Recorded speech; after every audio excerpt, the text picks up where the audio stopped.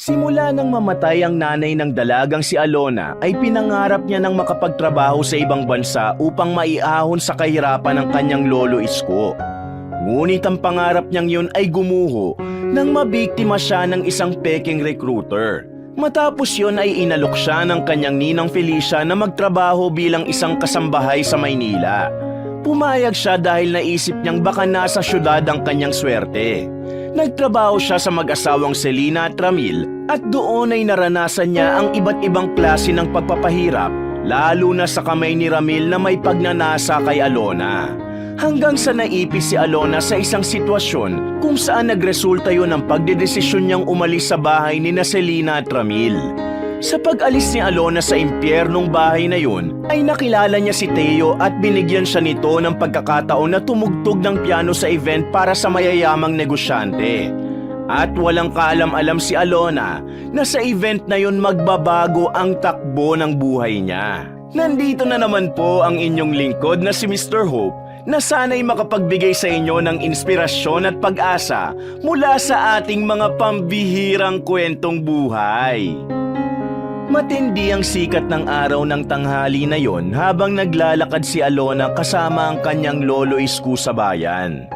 Halos lahat ng tao sa paligid ay abala. May mga sumisigaw habang nagbebenta, may mga mabilis na naglalakad at may ilan na nakikipagtawaran sa mga tindera. Nakasuot si Alona ng simpleng puting blusa at lumang maong na palda. Kayumanggi ang kanyang balat at ang mahaba niyang buhok ay nakatirinta sa likod. Simple ang kagandahan ni Alona. Meron siyang maamong mukha. May mangilan-ngilang nanliligaw sa kanya sa baryo nila pero wala roon ang atensyon niya kahit 26 anyos na siya. Ang focus niya ay nasa kanyang lolo Isko at kung paano sila makakaahon sa kahirapan. Sigurado ka ba sa gagawin natin, Apo? Tanong ni Lolo Isko sa gitna ng kanilang paglalakad. Opo, Lolo Isko. Ilang beses ko din po itong pinag-isipan. Kailangan natin itong gawin. Kailangan ko po talagang isanla yung iniwan ni nanay na kwinta sa akin para makabayad na ako sa kulang dun sa recruiter ko. Tugon ni Alona at inakbayan niya ang kanyang lolo. Kailan ba matatapos yung pagbabayad mo na yan sa recruiter mo? Hindi ba naibenta na natin yung kalabaw natin dahil sa pagbabayad sa kanya? Ani Lolo Isko.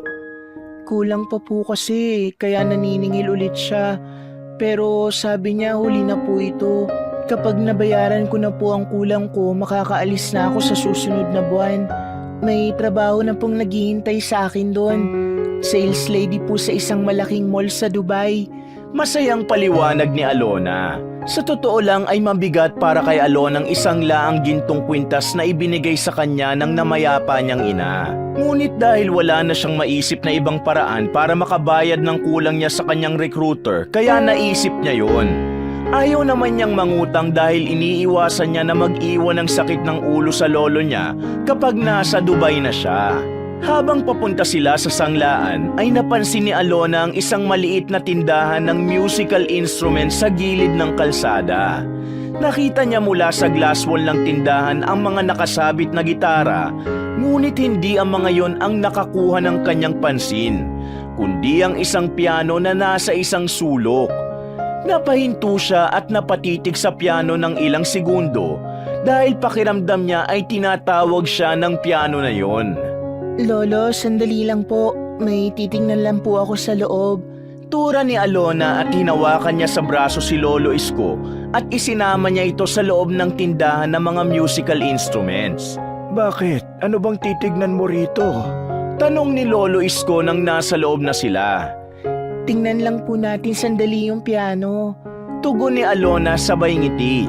Bakas ang pananabik sa kanyang mukha habang nakatingin sa piano. Agad na umupo si Alona sa harapan ng piano. Dinama ng mga daliri niya ang mga tiklado na medyo maalikabok. Samot-saring alaala ang bumalik sa isipan niya. Noong buhay pa kasi ang nanay niya, ay tumutugtog ito ng isang pyesa sa piano na kabisado nito. Kapag lumalabas sila at nakakakita sila ng tindahan ng musical instruments, ay hindi pwedeng hindi sila papasok para tugtugin ng nanay niya ang pyesa na yon. Itinuro nito yun sa kanya, kaya kabisado niya na ang naturang pyesa. Habang nakaupo si Alona sa harapan ng piano, ay tinugtog niya ang pyesang itinuro sa kanya ng nanay niya. Ipinikit niya ang kanyang mga mata at naramdaman niya ang presensya ng kanyang ina na si Mira na para bang nasa tabi siya nito at tinitignan kung tamang nota ang kanyang tinitipa. Nakuha ng pagtugtog na yon ni Alona ang atensyon ng tindero at nakangiti siya nitong pinanood hanggang sa matapos ang pagtugtog niya. Tumingin si Alona kay Lolo Isko at matamis na ngumiti. Tanda ko pa pala yung piyesang itinuro sa akin ni nanay. Aniya, Paano mo naman makakalimutan yun? Kada makakakita ka ng piano hindi pwedeng hindi mo yun tugtugin. natatawang wika ni Lolo Isko. Kapag tinutugtog ko po kasi ang piyesa na yun, pakiramdam ko nasa tabi ko lang si nanay. May lungkot na sambit ni Alona. 5 taon na ang nakalipas mula nang pumanaw ang nanay ni Alona na si Mira dahil sa malubhang sakit nito sa baga. Masasabi ni Alonang yun na ang pinakamalungkot na parte ng kanyang buhay dahil hindi niya natupad ang pangarap niyang mabigyan ng magandang buhay ang kanyang ina. Lumaki kasi siya sa hirap at tanging ang nanay niya at si Lolo Isko ang kasama niya. Ayon sa kwento ng kanyang ina, ay nabuntis ito ng anak ng amo nitong mayaman. Dahil doon ay pinalayas ito ng pamilya ng tatay niya kahit pa nagmamahalan ang nanay niya at ang tatay niya. Hindi na rin nagtagal sina Alona at Lolo Isko sa tindahan ng musical instruments. Tumayo na siya at nagpasalamat sa tinderong naroon. Magkasama na silang lumabas ng kanyang lolo ng tindahan upang maghanap ng pawn shop kung saan maaari nilang isangla ang gintong kwintas ng kanyang ina. Makalipas ang ilang minutong paglalakad, ay nakahanap na sina Alona at Lolo Isko ng sanglaan na nasa gilid lang ng palengke. Agad nilang kinausap ang kahera na naroon at mabigat sa loob na inabot ni Alona ang gintong kwintas na may hugis pusong pendant upang matingnan kung magkano niya yon may sasangla. Habang naghihintay ay tahimik si Alona. Hindi na muna niya inisip ang sentimental value ng naturang kwintas at ang iniisip na lang niya ay ang magiging resulta ng gagawin niyang yon. Tatanungin ulit kita, Alona. Sigurado ka na ba talaga? Pwede naman tayong umatras. Mangutang na lang tayo para sa kulang mo sa recruiter mo. Mahinang tanong ni Lolo Isko. Tumango si Alona. Lo, sakit lang po sa ulo kapag uutang tayo. Baka habang nasa Dubai ako, kayong abalahin ng uutangan natin. Okay na po itong gagawin natin. At least, aalis po ako nang wala tayong utang. Tugon ni Alona.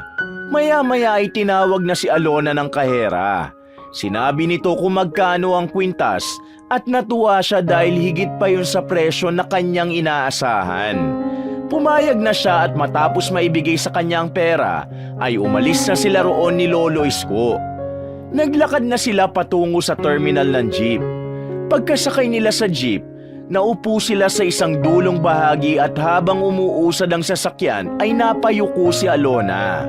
Sa isip niya ay humingi siya ng tawad sa kanyang ina sa pagsasangla niya ng kwintas na ibinigay nito noon sa kanya. Makalipas ang halos kalahating oras ay pumara na si Alona. Inalalayan niya si Lolo Isko sa pagbaba ng jeep. Naglakad na sila pauwi sa kanilang bahay. Maputik ang daan dahil umulan nung nakaraang gabi. Sa wakas matapos ang ilang sandali ay natanaw na ni Alona ang bahay nila.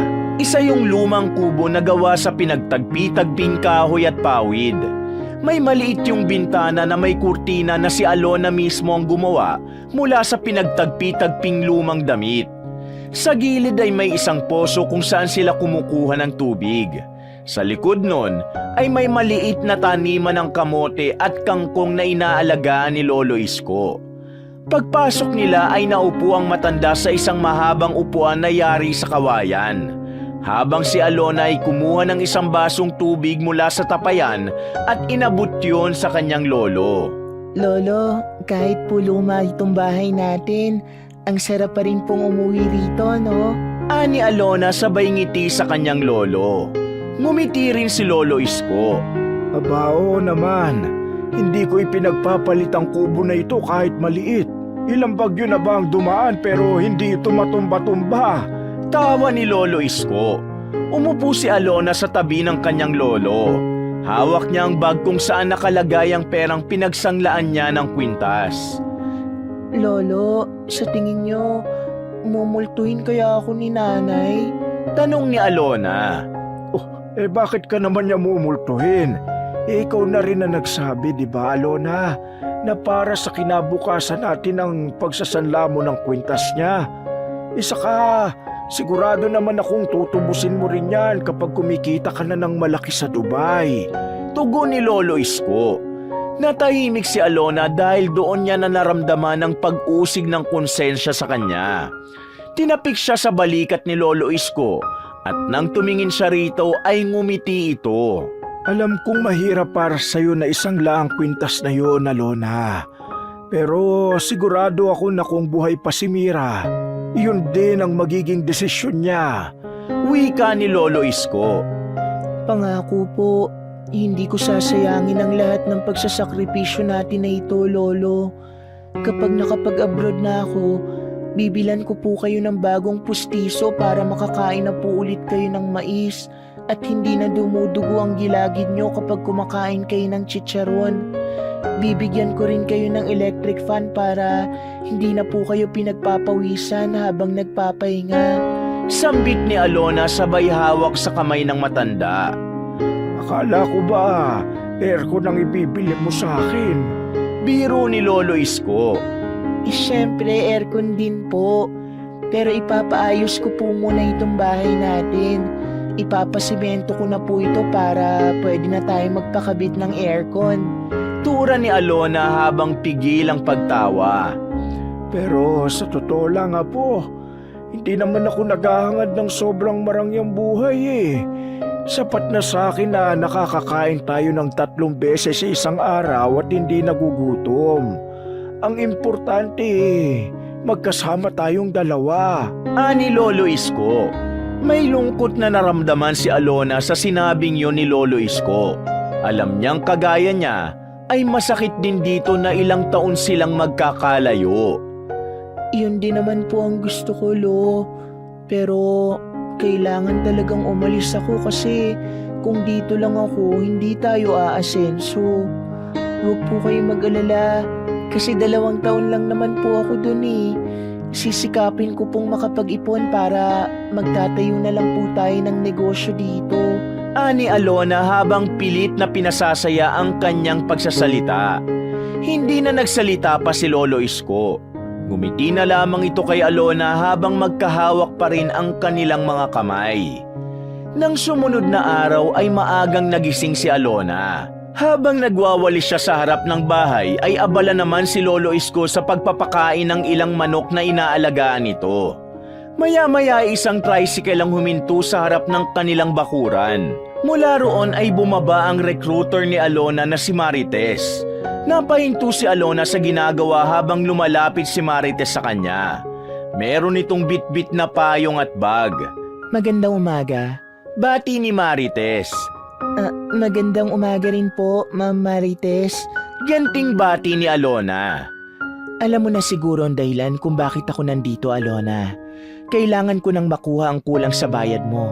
Kapag hindi mo pa naibigay yun ngayon, pasensyahan tayo pero hindi ka na makakasama sa mga susunod na aalis. Paalala ni Marites. Sa loob na lang po tayo mag-usap, Ma'am.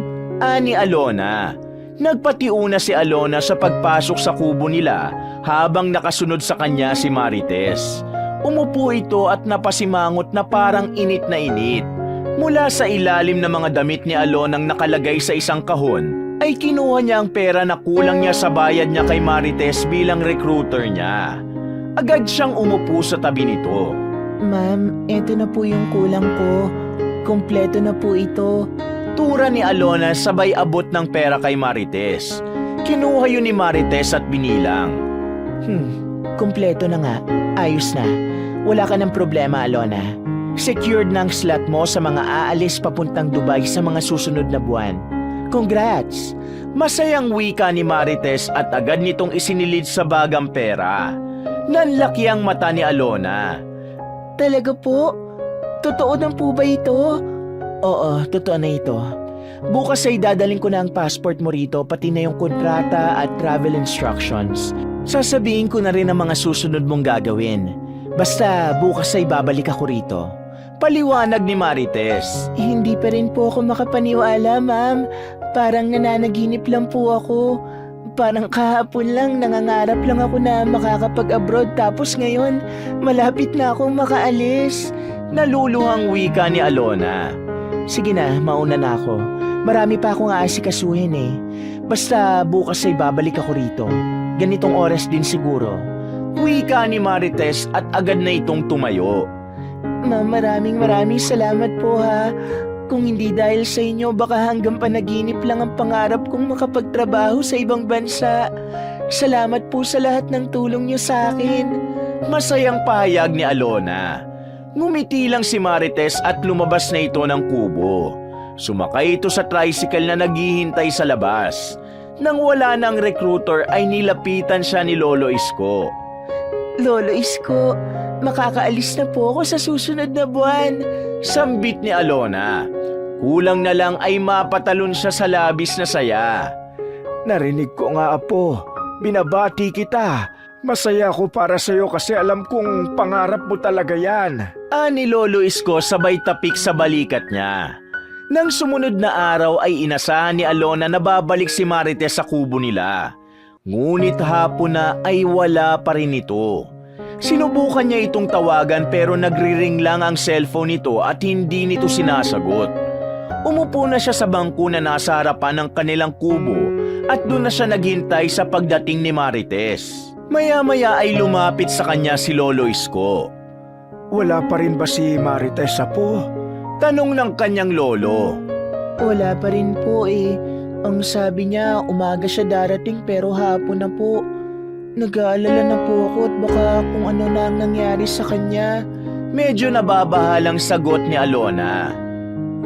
Baka naman na traffic lang o kaya may biglang pinuntahan. Bakit hindi mo na lang siya tawagan? Ani Lolo Isko. Kanina ko pa nga po tinatawagan eh pero hindi sumasagot.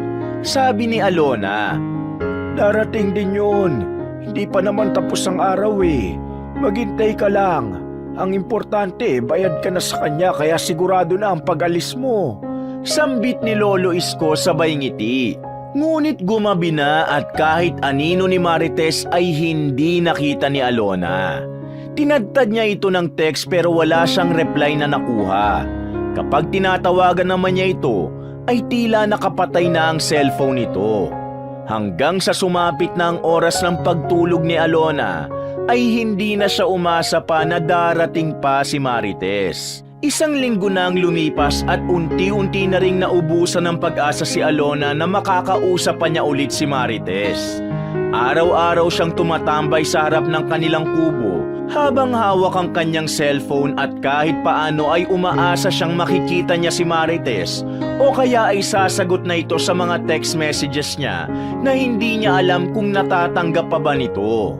Hanggang sa isang umaga, nagpaalam si Alona sa kanyang Lolo Isko na puntahan ang isa sa mga nakatira sa baryo nila na tinutulungan din ni Marites na makaalis papuntang Dubai. Lolo, lalabas lang po muna ako sandali. Pupuntahan ko lang po ang bahay ni na Arnel. Ani Alona sa kanyang lolo habang umiinom ito ng kape sa sala. Si Arnel, yung anak ni Pasing, hindi ba tinutulungan din yun ni Marites gaya mo? Tanong ni Lolo Isko. Opo, baka po kasi may alam po siya sa kung ano talagang nangyayari. Tugon ni Alona.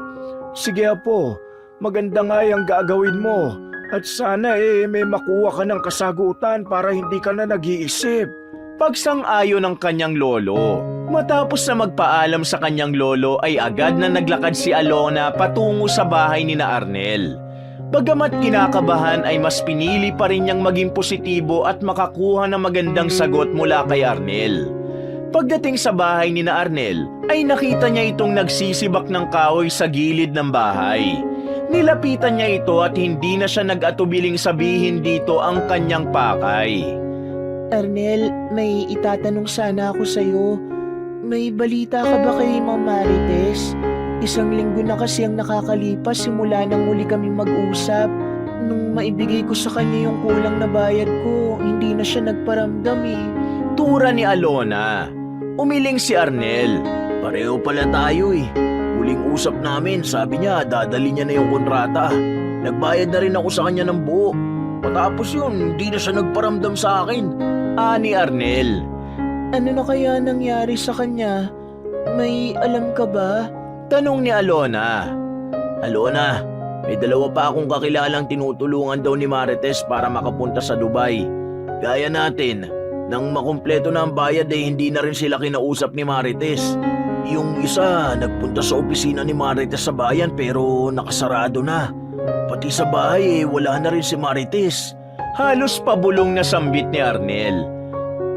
Arnel, anong ibig sabihin nun? Napalunok si Alona. May ideya na siya kung anong nangyayari, pero mas pinili pa rin niyang marinig yun mismo sa bibig ng kausap. Nascam tayo, Alona. Nakakalungkot man pero niloko tayo ni Marites. Kinuha lang yung pera natin. Pinagsamantalahan niya ang kagustuhan natin makapagtrabaho sa ibang bansa. Kaya kailangan natin magdemanda at baka matuntun pa natin siya. Hindi niya pwedeng basta tangayin lang ang pera natin. Mariing wika ni Arnel habang bakas sa mukha nito ang galit. Nanlamig ng gusto si Alona sa narinig. Nang hina siya kaya napaupo siya sa bangko na malapit sa kanya habang nangingilid ang kanyang mga luha. Ang unang pumasok sa utak niya ay ang kwintas na ibinigay ng kanyang inang isinangla niya. Hindi nagtagal ay tuluyang tumulo ang luha ni Alona. May pag-asa pa, Alona. Ang kailangan, magdemanda tayo. Singit ni Arnel habang umiiyak si Alona. Pero tila wala nang narinig si Alona. Nakatanaw siya sa malayo habang iniisip ang sasabihin ng kanyang lolo Isko kapag nalaman itong naskam sila at natangayan sila ng malaking halaga ng pera. Nakatulala si Alona habang naglalakad siya pauwi sa bahay nila. Tuyo na ang mga luha niya. Nais niyang isiping panaginip lang ang lahat, pero alam niyang yun na ang realidad. Masakit para sa kanyang isa lamang palang kasinungalingan ng pangako ni Marites na makakapagtrabaho siya sa ibang bansa. Pero ang mas iniisip niya ay ang mararamdaman ng kanyang lolo. Pagdating sa bahay ay naabutan niya si Lolo Iskong nagwawalis sa harapan. Lumapit siya rito habang pinipigilan ng sarili na maiyak. Apo, ano apo? Nakausap mo na ba si Arnel? Tanong ni Lolo Isko. Tumango si Alona. Opo, nagkausap na po kami. Anong sabi niya sa'yo? Tanong ni Lolo Isko. Napayuko si Alona. Hindi niya nakinaya at tumulo na ang luha niya. Binitawan ni Lolo Isko ang walis at hinawakan siya sa magkabilang balikat. Bakit apo? Anong nangyari? Bakit ka umiiyak? Nag-aalalang tanong ng matanda. Scam lang palang lahat, Lolo Isko. Niloko po tayo ni Ma'am Marites. Tinangay na po niya ang perang ibinayad natin sa kanya at ng iba pang kunwari ay tinutulungan niyang makaalis. Sagot ni Alona sa pagitan ng pag-iyak. Nanlaki ang mata ni Lolo Isko pero hindi ito nagsalita agad. Tinitigan lang nito si Alona na parang nais pa nitong marinig ang iba pa niyang sasabihin. Kaya pala bigla na lang siyang hindi nagparamdam matapos niyang makuha ang kulang sa bayad ko sa kanya. Pero yung kwintas ni Nanay, Lolo, naisangla ko yun sa wala. Napakatanga ko, Lolo. Kasalanan kong lahat ng ito kasi naniwala ako kay Ma'am Marites. Patuloy na iyak ni Alona. Tinapik ni Lolo Isko ang likod ni Alona. Alona, wala kang kasalanan. Ginawa mo lang ang sa tingin mo ay tama. Umasa ka at nagtiwala. Hindi mo naman alam na manloloko pala ang Marites na yun eh. Puno ng pangunawa na sabi ng kanyang lolo. Napayuko si Alona. Pero paano na po tayo, Lolo? Wala na tayong pera. Hindi na rin po ako makakapagtrabaho sa ibang bansa. Nawala na po ang lahat ng pangarap ko para sa ating dalawa. Nangihina niyang sambit. Hinawakan ni Lolo Isko ang kamay ni Alona. Habang buhay may pag-asa po. Baka hindi na lang talaga yun ang kapalaran mo. Maniwala ka sa akin. May mas magandang nakalaan para sa'yo. Hindi lang natin alam ngayon pero malalaman din natin pagdating ng takdang panahon. Napahagulgol si Alona at mahigpit siyang niyakap ni Lolo Isko. Kahit paano'y nabawasan ang bigat na dinadala niya dahil sa mga sinabi ng kanyang lolo. Hindi siya makapaniwalang kahit kaunting paninisi ay wala siyang nakuha mula rito. Bagkus, puro positibong bagay pa rin ang sinasabi nito sa kanya. Mula noon ay parang tumigil na ang mundo ni Alona. Lumipas sa mga araw na parang wala na siyang pakiramdam. Hindi na siya bumabangon ng maaga tulad ng dati. Madalas ay nakaupo lamang siya sa may gilid ng bintana habang nakatanaw sa malayo. Maraming oras na nakatitig siya sa kawalan at paulit-ulit na binabalikan sa isip ang mga nangyari. Wala na rin siyang ganang kumain. Hindi na rin siya tumutulong sa gawaing bahay dahil tila tamad na tamad siyang kumilos. Bago siya matulog ay paulit-ulit niyang iniisip ang kwintas na isinangla niya. Hindi niya matanggap na naisangla niya yon para sa isang bagay na walang kabuluhan. Pakiramdam ni Alona ay isa siyang malaking pagkakamali. Alam niya na hindi lang ang sarili niya ang binigo niya kundi maging si Lolo Isko. Ngunit kahit ganun ang nararamdaman ni Alona ay hindi siya pinabayaan ni Lolo Isko. Inintindi nito ang nararamdaman niya at kahit isang beses ay hindi siya nito sinisi sa kamalasang nangyari sa kanila. Minsan kapag mag-isa si Alona ay kinakausap siya nito at palagi nitong pinapalakas ang loob niya. Kaya naman mas lalong naramdaman ni Alona ang pagmamahal ng kanyang lolo sa kanya sa mga araw na lugmok siya.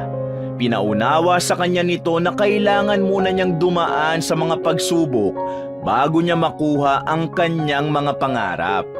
Isang umaga, nakadungaw si Alona sa bintana ng kanilang munting kubo. Nakapatong ang kanyang mga siko sa kahoy na gilid ng bintana habang tahimik na pinagmamasdan ang maaliwalas na kalangitan.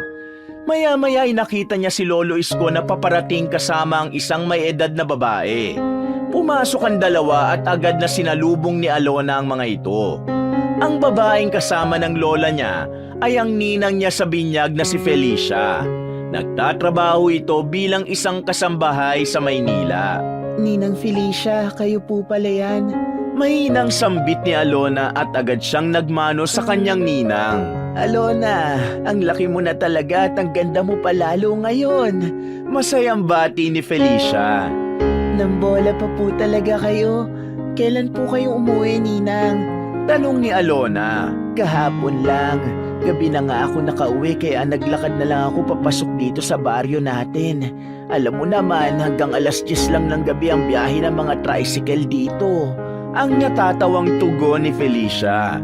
Ngumiti lang si Alona at napansin niya ang pagkaalalang bumakas sa mukha ng kanyang ninang. Nabanggit ni Mang Isko sa akin ang nangyari sa'yo, Alona. Yung tungkol sa scam. Alam kong hindi biro ang pinagdadaanan mo ngayon at ikinalulungkot ko ang nangyari. Ani Felicia sabay haplo sa balikat ni Alona. Nilingon ni Alona ang lolo niya na tahimik lang na nakaupo sa may tabi ng pinto. Saka siya muling tumingin sa ninang niya. Salamat po, Ninang.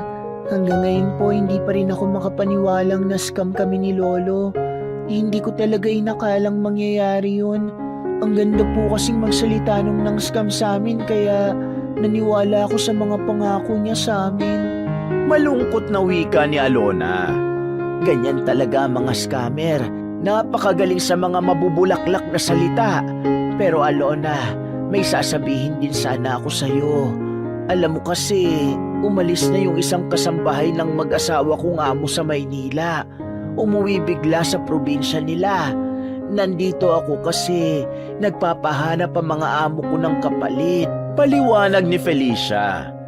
Bakit niyo po sinasabi sa akin yan? May pagtatakang tanong ni Alona. Naisip ko kasi na baka gusto mong magtrabaho bilang kasambahay. Ikaw na lang ang kukunin ko na kapalit nung umalis na kasambahay ng mga amo ko. Alam ko kasi na hindi ako mapapahiya sa'yo kasi masipag at mapagkakatiwalaan ka. Alam ko hindi ito katulad ng pangarap mong mag-Dubai pero baka pwedeng ito muna habang hindi mo pa nababawi ang nawala sa'yo. Mahabang tura ni Felicia. Hindi agad nakasagot si Alona. Naramdaman niya ang titig ng lolo niya sa kanya.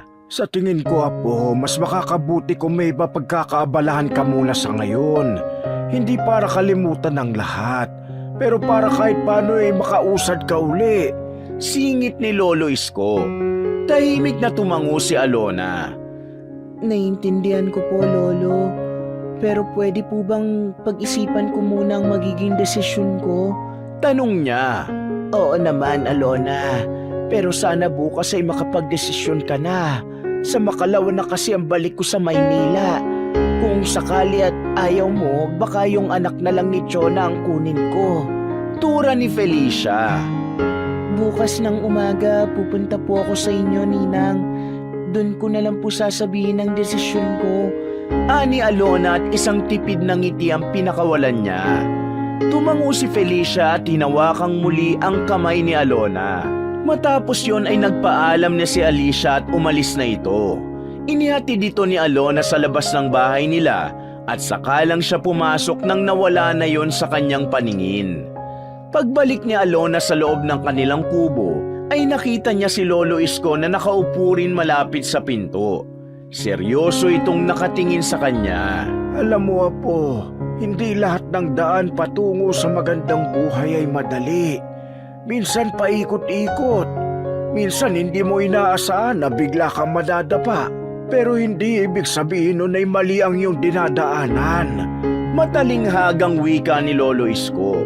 Hindi mo kailangan mahiya kung magtatrabaho ka bilang kasambahay. Ang importante naman sa isang trabaho dapat marangal at wala kang inaapakang ibang tao. Dugtong pa ni Lolo Isko. Hindi naman po ako nahihiya na magtrabaho bilang kasambahay. Pero naisip ko lang po na hindi po yun ang plano ko. Hindi po kasi yun ang pangarap ko, Lolo. Paliwanag ni Alona sa mahinang boses. Hindi ko sinasabing kalimutan mo ang pangarap mong makapunta sa ibang bansa. Pero baka ito munang pauna. Hindi natin alam, baka sa Maynila may mas malawak na pagkakataon at oportunidad na naghihintay sa'yo. Nakangiting paliwanag ni Lolo Isko. Hindi agad nakapagsalita si Alona sa kanyang mga narinig. Pinigilan niya ang mapaluha. Sa bigat ng sakit na dinadala niya, pakiramdam niya ay nabawasan niyo ng kaunti sa mga salitang sinabi ni Lolo Isko. Ngunit alam niya rin na kailangan niyang pag-isipan ng mabuti ang magiging desisyon niya. Kinagabihan, habang nakahiga si Alona sa kanyang kama, ay pinag-isipan niya ng gusto kung sasama ba siya sa ninang Felicia niya sa syudad upang magtrabaho bilang isang kasambahay. Naisip niyang kung hindi niya tatanggapin ang offer nito, ay mananatili siya sa baryo nila at malaki ang posibilidad na hindi siya masyadong makausad. Naalala niya ang sinabi ni Lolo Isko. Napagtanto niya na tama ito na maraming oportunidad sa Maynila at baka doon pa niya mahanap ang kanyang swerte. Kaya bago matulog si Alona ng gabing yun, ay isang desisyon na ang kanyang naisip na gawin. Kinabukasan ng umaga, matapos mag-almusal ay nagpaalam si Alona sa kanyang lolo na magtutungo siya sa bahay ng kanyang ninang Felicia. Pagdating niya sa bahay ng kanyang ninang, ay agad siya nitong pinagbuksan ng pinto. Pinapasok siya nito at pinaupo sa maliit na sofa. Nakangiting humarap ang ninang niya sa kanya. Napag-isipan mo na ba ang alok ko sa'yo, Alona? Tanong ni Felicia. Tumango si Alona. Opo, Ninang. Pinag-isipan ko po ng maigi ang desisyon ko tungkol sa alok nyo. Tatanggapin ko na po yun. gusto ko na pong magtrabaho sa Maynila bilang isang kasambahay. Sabi ko na nga ba at papayag ka, hindi ka magsisisi, Alona. Malaki ang sahod natin doon, saka madalas na wala ang amo natin, kaya tayong dalawa lang ang nasa bahay. Libre ang lahat, kaya makakapag-ipon ka ron. Masayang wika ni Felicia. Maraming salamat po, Ninang, at ako agad ang naisip niyo na isama sa trabaho niyo. Pagpapasalamat ni Alona. Aba, syempre, alam ko na hindi mo ko ipapahiya. Pero kailangan mo na mag-empake mamaya, ha? Bukas ng umaga aalis na tayo papunta sa Maynila. Paalala ni Felicia sa kanya. Ha? Bukas na po agad? Gulat na tanong ni Alona. Oo, nakalimutan mo na bang sabi ko kahapon, sa makalawa na rin ang alis ko. Sandali lang kasi talaga ako rito, Alona. Umuwi lang ako dito para maghanap ng kapalit nung umalis na kasambahay ng mga amo ko. Paliwanag ng ninang ni Alona. Napatingin sa kanyang mga palad si Alona. Ramdam niya ang kaba pero may kaunting tuwa na ring umuusbong. Sige po, Ninang, mag-iempake na po ako pag uwi ko sa bahay. Sagot ni Alona. Matapos yon ay nagpaalam na si Alona kay Felicia. Bago siya umalis ay muli siyang nagpasalamat sa kanyang ninang. Habang naglalakad si Alona pabalik sa bahay nila, ay pilit na niyang inaalis ang panghihinayang sa kanyang sarili. Inisip niya na ang gagawin niyang pakikipagsapalaran sa Maynila ay isang panibagong pagkakataon upang mapaganda niya ang buhay nila ng kanyang lolo Isko. Nang sumunod na araw ay mas maagang nagising si Alona. Naligo siya, nag-almusal at pagkatapos ay nagbihis na ng maayos na damit. Matapos yun ay lumabas na siya ng kubo bitbit ang isang traveling bag na naglalaman ng mga damit niya at ilang personal na gamit. Sa labas ng kubo ay naroon si Lolo Isko. Nakatayo ito roon at tila hinihintay ang paglabas ni Alona. Naluluhang tinignan ni Alona ang kanyang lolo at ngumiti ito. Lolo, aalis na po ako. Mag-iingat po kayo rito lalo na't wala na po kayong kasama, ha? Basta kapag may problema, tawagan niyo lang po ako. Maalam naman na po kayong gumamit ng cellphone, di ba? Ani Alona habang pinipigilan ang kanyang mga luha. Huwag mo kong alalahanin dito, Apo. Ikaw ang mag-iingat at bago ka sa Maynila. Paalala ni Lolo Isko. Yumakap si Alona sa kanyang lolo. Pinakawalan na niya ang kanyang mga luha dahil hindi niya na yun kayang pigilan pa. Mamimiss kita, Lo. Bulong ni Alona habang yakap pa rin ang matanda. Mas mamimiss kita, Apo. Pero tandaan mo, kahit saan ka mapunta, huwag mo lang kakalimutan kung sino ka, ha? At huwag mo nga hayaang burahin ng mundo ang kabutihan mo. Buong pusong pahayag ni Lolo Isko. Hindi nagtagal ay tuluyan ang nilisan ni Alona ang kubo nila. Mag-isa siyang naglakad papunta sa bahay ng kanyang ninang Felicia na baon ng kanyang pangarap na magandang buhay para sa kanila ni Lolo Isko. Pagkarating ni Alona sa terminal kasama si ninang Felicia niya, ay sumakay sila sa bus papuntang Maynila. Agad na umalis ang bus dahil mabilis yung napuno ng pasahero. Dahil kulang sa tulog ay pinili ni Alonang umidlip sa biyahe. Ngunit ang idlip lang sana ay naging isang mahabang pagtulog na. Kaya naman nang magising na siya ay wala na siyang nakitang mga palayan at puno. Bumungad na sa kanya ang matataas na gusali at napakaraming sasakyan. Nakakita rin siya ng mga naglalakihang billboard na talagang nagpanganga sa kanya. Unang beses pa lang niyang nakarating sa Maynila, kaya mga ganung bagay at tanawin ay bago sa kanyang paningin. Ganito pala sa Maynila, Ninang. Para na akong nasa ibang mundo. Bulalas ni Alona habang nakatingin sa labas ng bintana ng bus. Hindi na ito gaya ng baryo natin, no? Pero masasanay ka rin. Basta't huwag kang matatakot, ha? Lakasan mo lang palagi ang loob mo. Saka, magkasama naman tayo kaya gagabayan kita. Nakangiting sabi ni Felicia. Tumahimik na si Alona at pinagsawa niya ang kanyang mga mata sa mga bagong bagay na kanyang nakikita. Hindi pa rin siya makapaniwalang nasa syudad na siya at alam niyang sa sandaling yun ay isang malaking pagbabago sa buhay niya ang magaganap.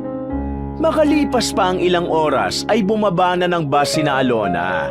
Sumakay sila ng taxi at ilang minuto lang ay huminto na yun sa harapan ng isang malaking bahay.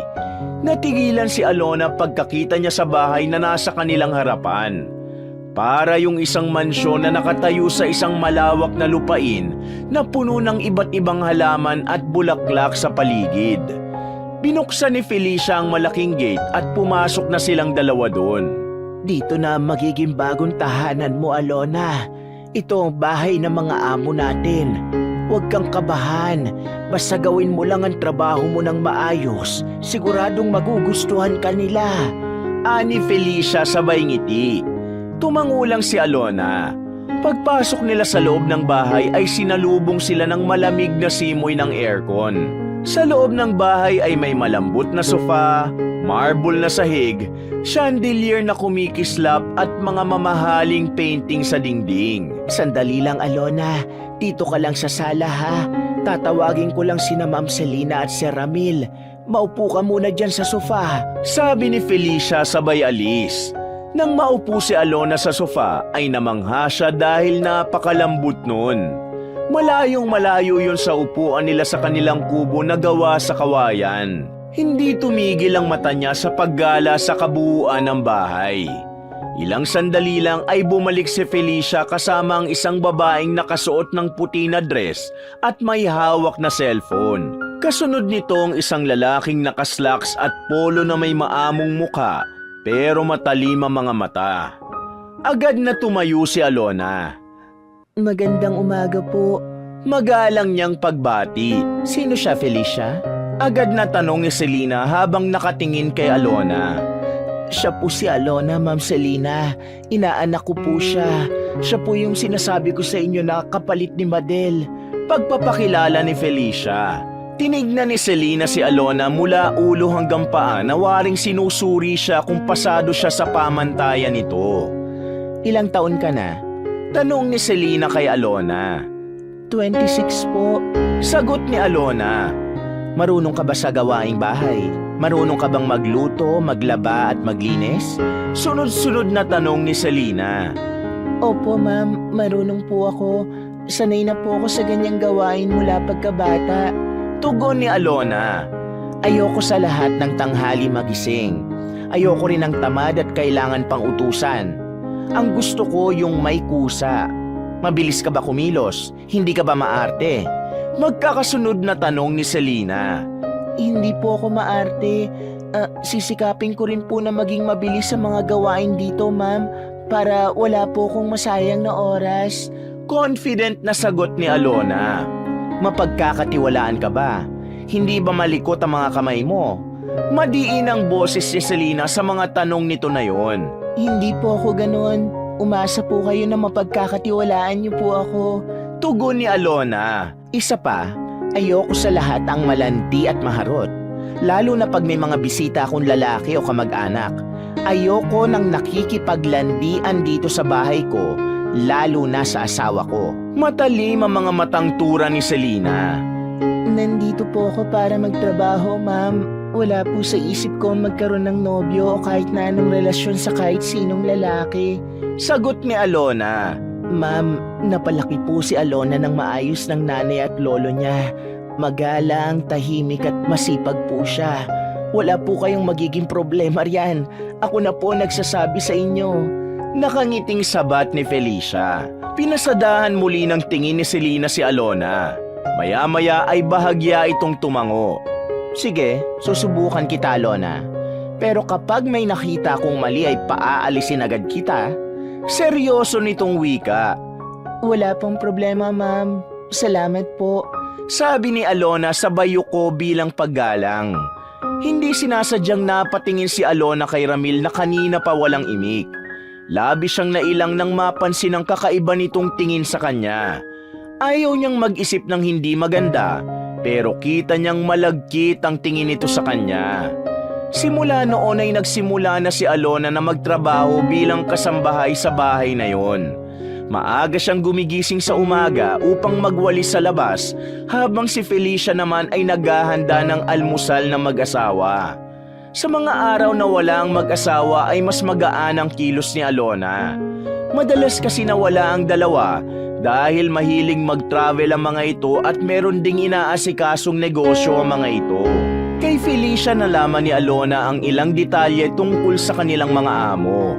Ayon sa ninang niya ay walang anak ang dalawa dahil baog si Selena. Habang si Ramil naman ay kilala sa pagiging babaero. Kaya naman anito ay gano'n na lang katindi ang pagseselos ni Selena sa kahit na sinong babae na napapalapit sa mister nito. Sa pagdaan ng mga linggo ay nakasanayan na ni Alona ang takbo ng buhay sa lungsod at sa bahay kung saan siya nagtatrabaho.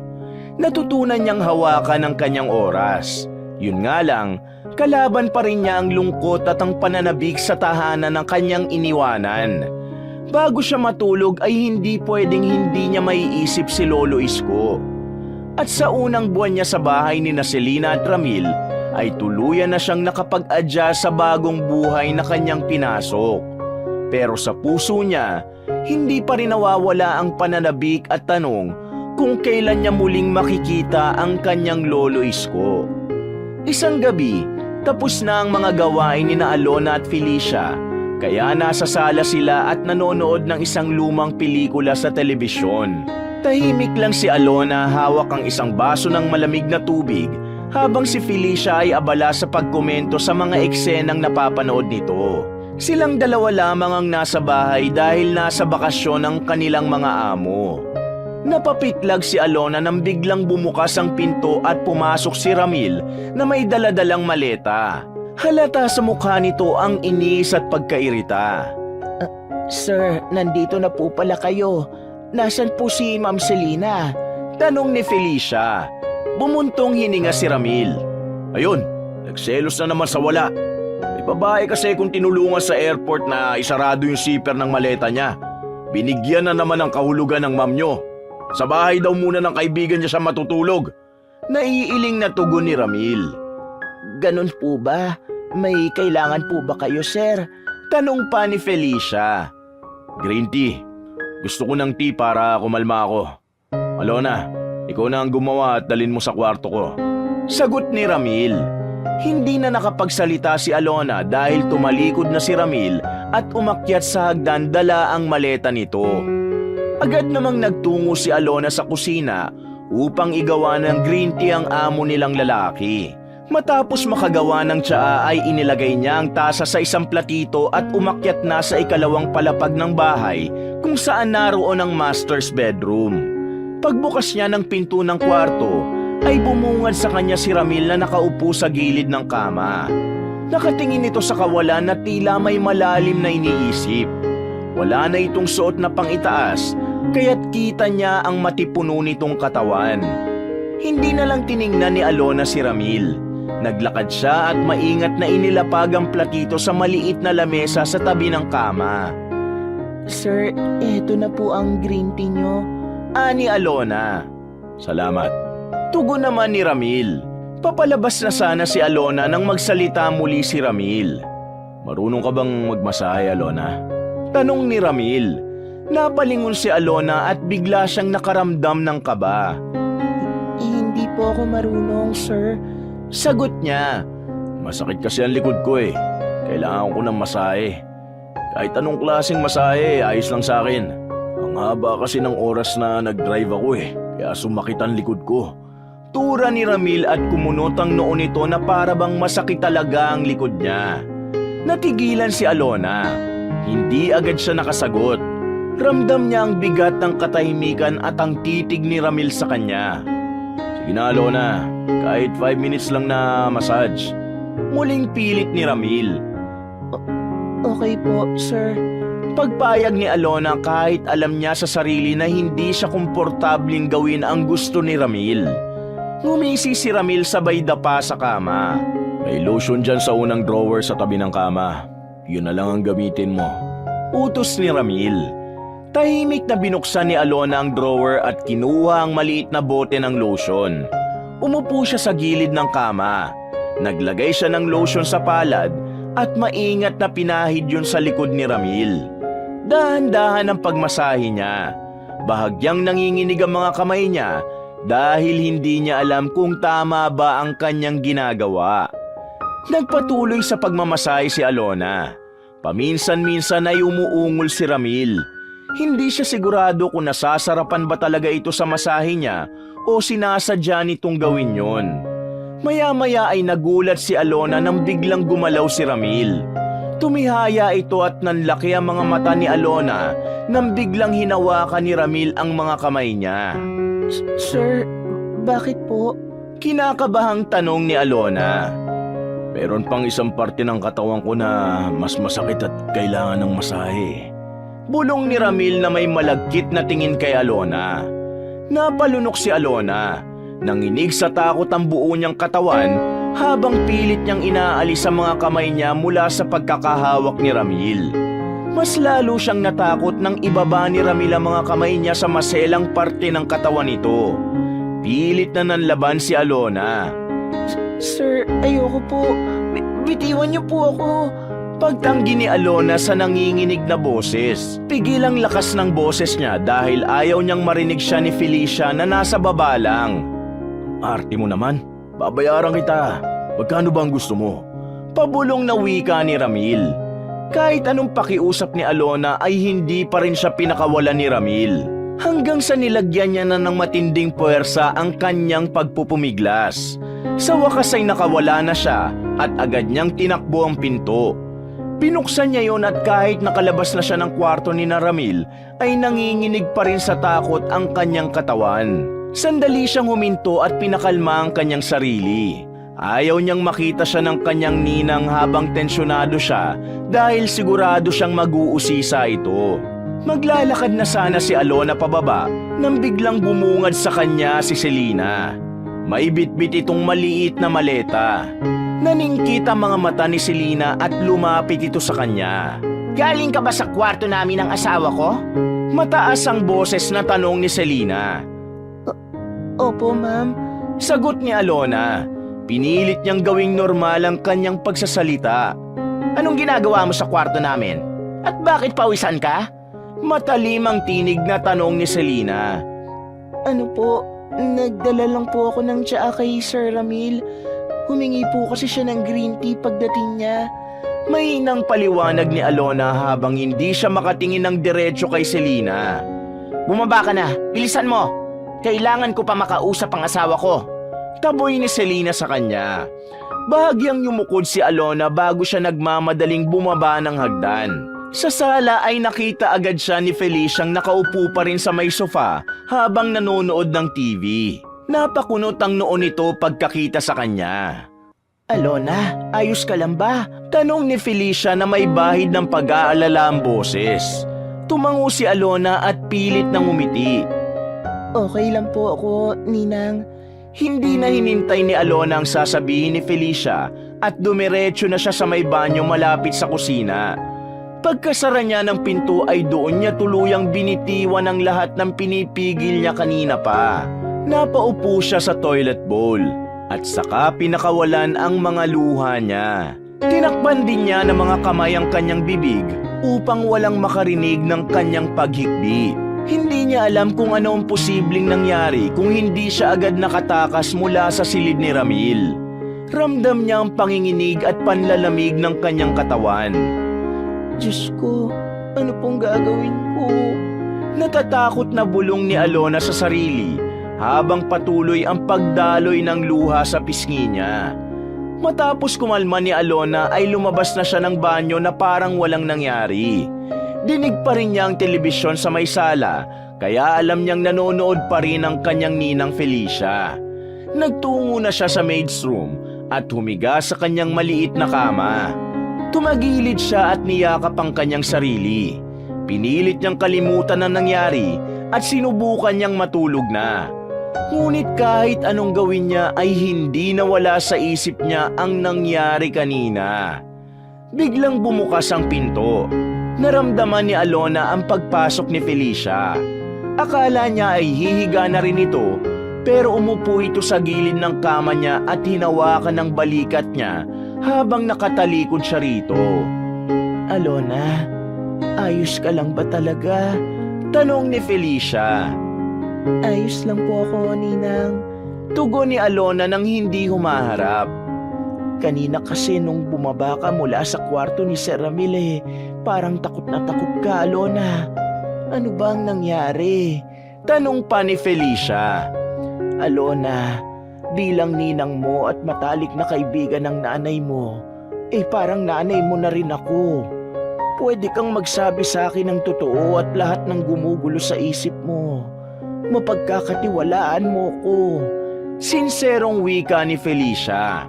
Sa mga sandaling yun ay tuluyan ng bumigay si Alona. Bumangon siya at nang makita niya ang kanyang ninang ay kumawala ang kanyang mga luha. Napahikbi siya habang puno ng pag-aalala ang mukha ni Felicia. Bakit? Ano ba talaga ang nangyari? Naguguluhang tanong ni Felicia. Ninang, kanina po nung umakyat ako sa kwarto ni Sir Ramil, nagpamasahe po siya sa akin. Ayoko po sana pero pinilit po niya ako. Akala ko po sa likod lang siya magpapamasahe. Pero bigla po siyang tumihaya. Hinawakan po niya ang mga kamay ko at ang sabi niya, may parte daw po ng katawan niya na kailangan din ng masahe. Alam ko po kung anong gusto niyang gawin ko, kaya pinilit kong makatakas sa kanya. Tugon ni Alona sa nanginginig na boses. Napasinghap si Felicia at agad nitong niyakap si Alona ng mahigpit.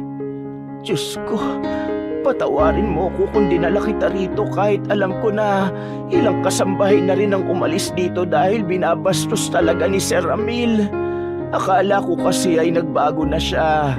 Nangako siya noon kay Ma'am Selena na magtitino na siya pero hindi pa pala. Naiiyak na sambit ni Felicia. Patuloy sa pag-iyak si Alona habang nakayakap kay Felicia. Nang medyo kumalma na siya, ay saka siya bumitiw sa pagkakayakap. Hindi ko po alam kung anong gagawin ko, Ninang. Pero kung magpapatuloy pa po si Sir Ramil sa ganyang ginagawa niya, aalis na lang po ako rito. Mas mabuti pa po sa baryo natin kasi walang nambabasto sa akin doon. Aniya sa mahinang tinig. Naiintindihan ko. Pero sa ngayon, iwasan mo na lang muna si Sir, ha?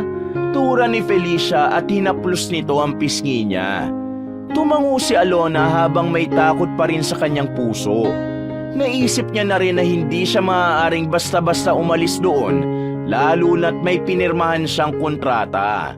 Kinabukasan, maaga pa lang ay abala na si Alona sa kusina upang tulungan si Felicia sa paghahanda ng almusal para sa mag-asawang sina Ramil at Selena. Nagluto si Felicia ng sinangag habang si Alona naman ay nagprito ng itlog, tosino at luncheon meat.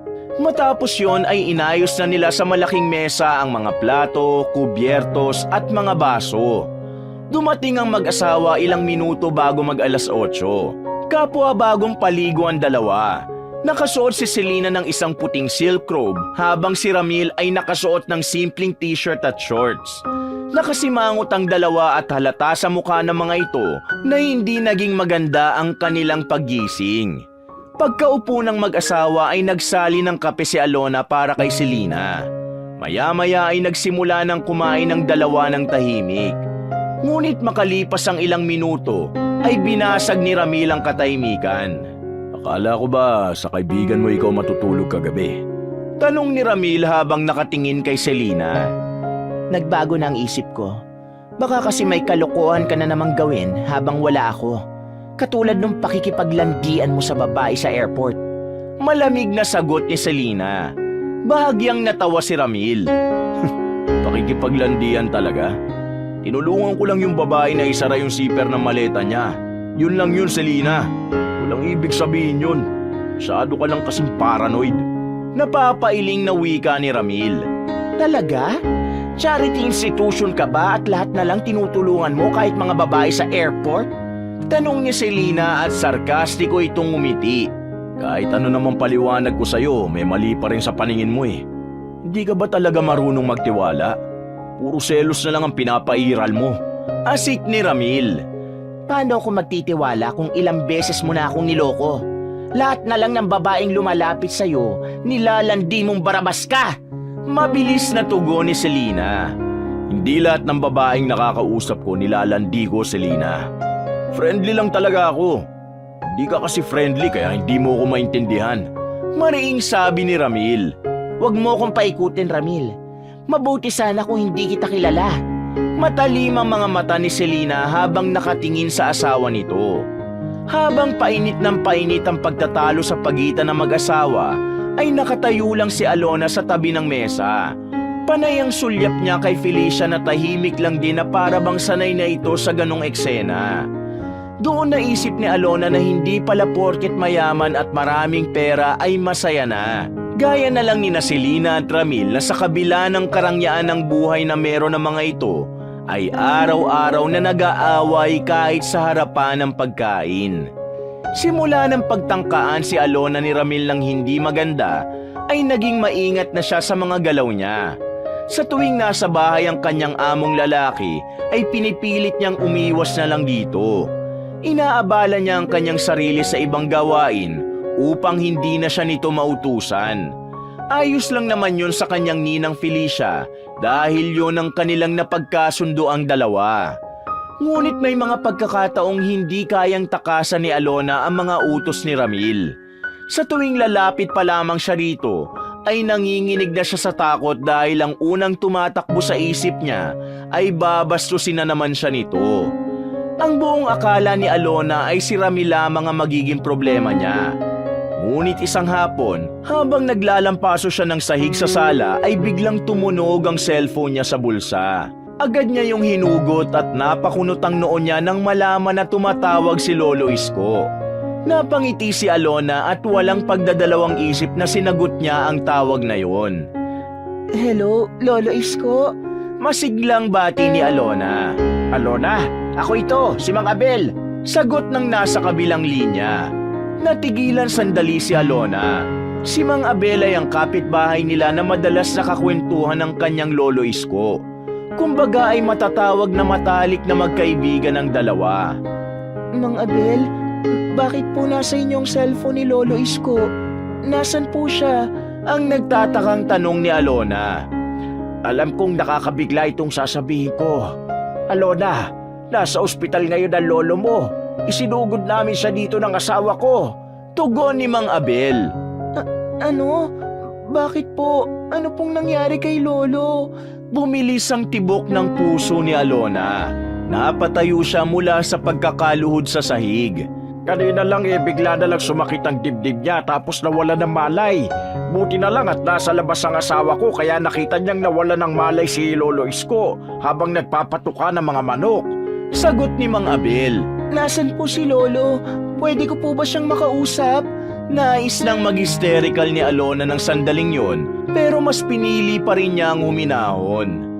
Sandali lang, nandito siya sa tabi ko. Ani Mang Abel. Ilang sandali lang ay narinig na ni Alona ang hinang-hinang tinig ng kanyang Lolo Isko. Apo, Alona, kumusta ka na dyan? Lolo, ano pong nangyari? Bakit po kayo na ospital? Umiiyak na si Alona habang pilit na nilalabanan ang pagkataranta. Wala ito, Apo. Sabi ng doktor ay mild stroke lang pero kailangan kong mamonitor ng ilang araw.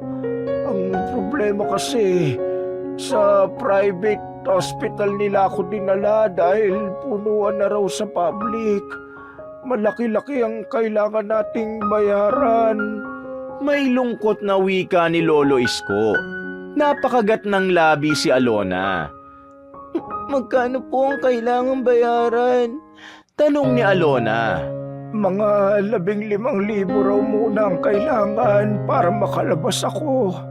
Kalahati pa lang yun na po. Gusto ko nga sanang lumipat sa public hospital pero hindi na ako pinayagan.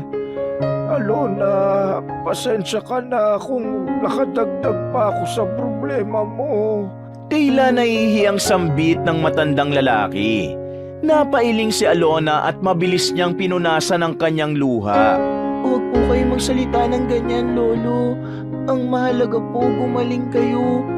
Ako na pong bahala. Gagawa po ako ng paraan. Huwag na po kayo mag-alala. Salamat, Apo.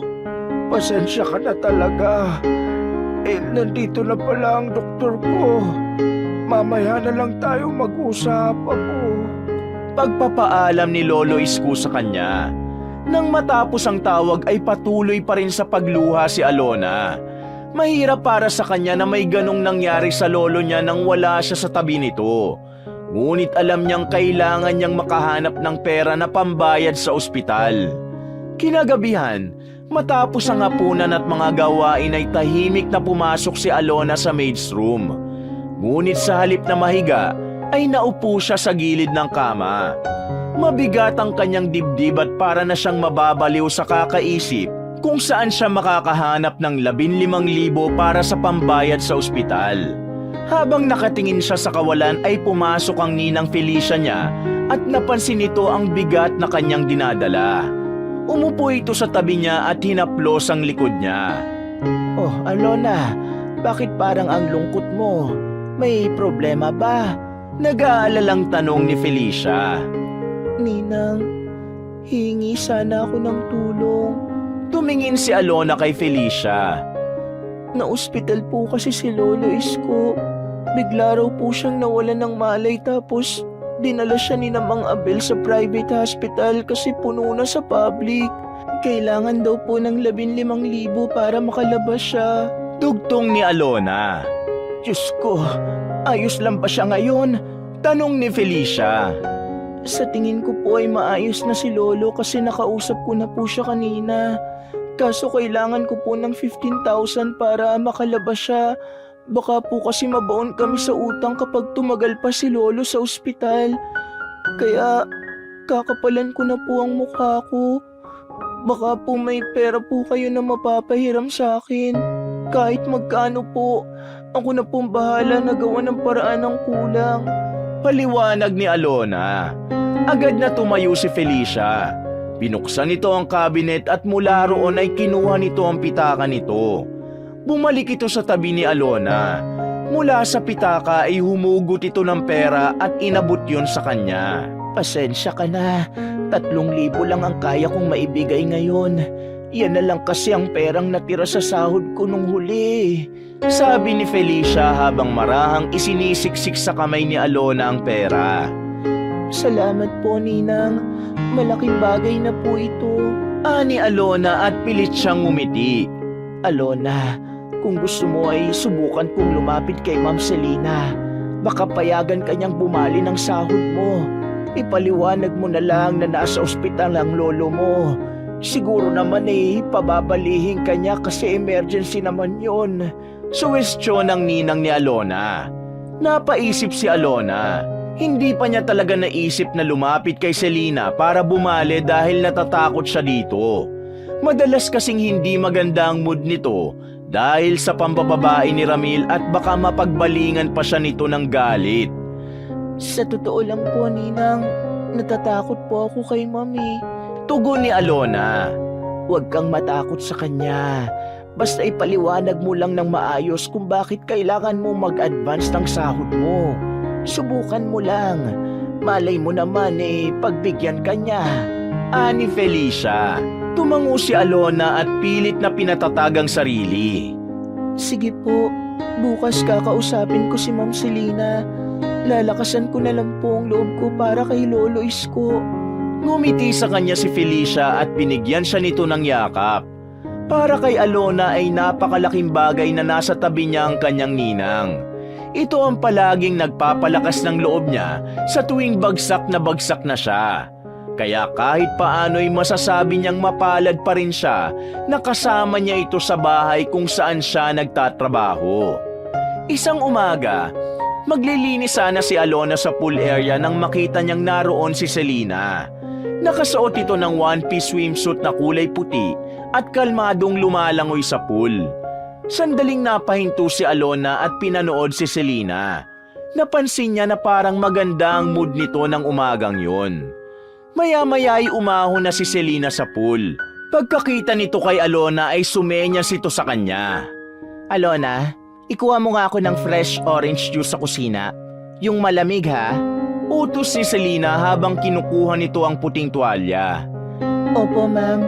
Mabilis na tugon ni Alona. Agad siyang nagtungo sa kusina at kinuha ang ilang piraso ng orange mula sa ref. Habang isa-isa niyang pinipiga ang mga yon gamit ang manual juicer, ay pumasok si Felicia dala ang basket ng mga tuyong damit. Ay, nariyan ka pala. Nakausap mo na ba si Ma'am Selena? Tanong ni Felicia sa kanya. Umiling si Alona habang patuloy sa pagpiga ng prutas. Hindi pa po, Ninang. Pero nasa pool po si Ma'am ngayon at mukhang maganda ang mood niya.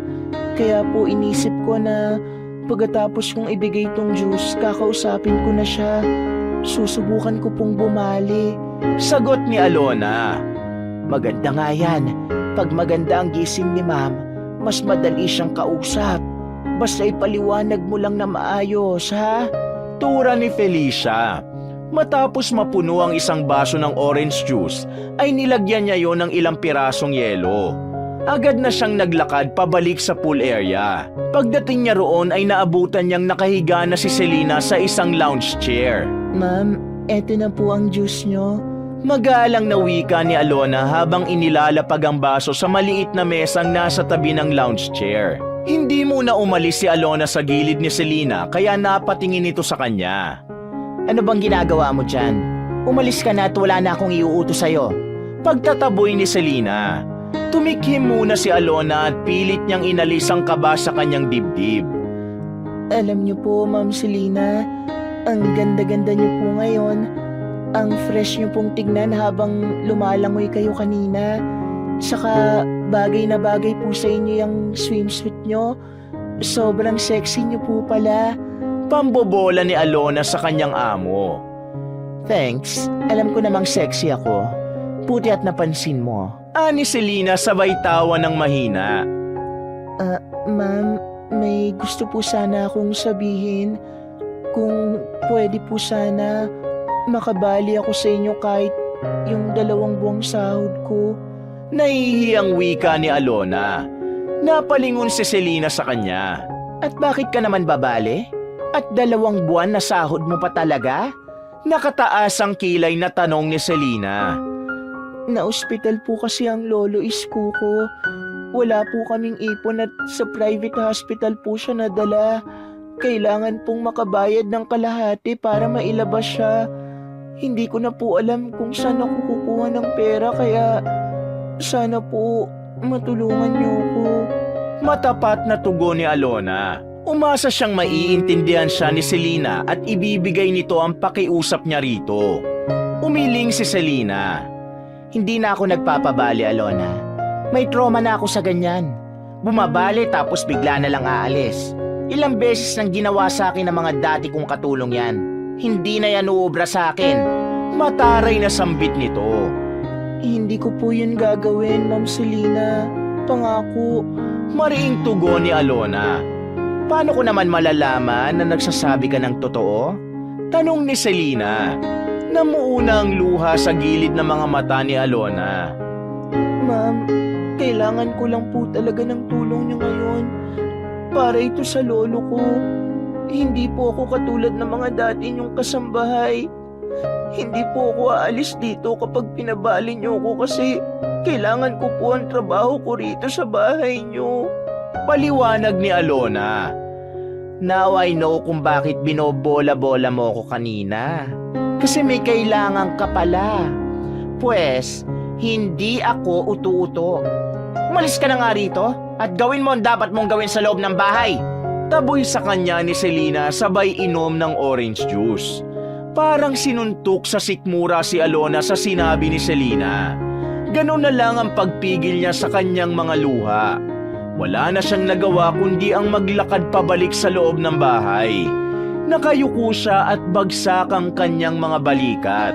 Habang papasok sa bahay ay hindi sinasadyang nabangga ni Alona si Ramil. Agad siyang humingi dito ng pasensya. Nang magtagpo ang mga mata nila ay ngumisi si Ramil na nagdulot ng kilabot kay Alona.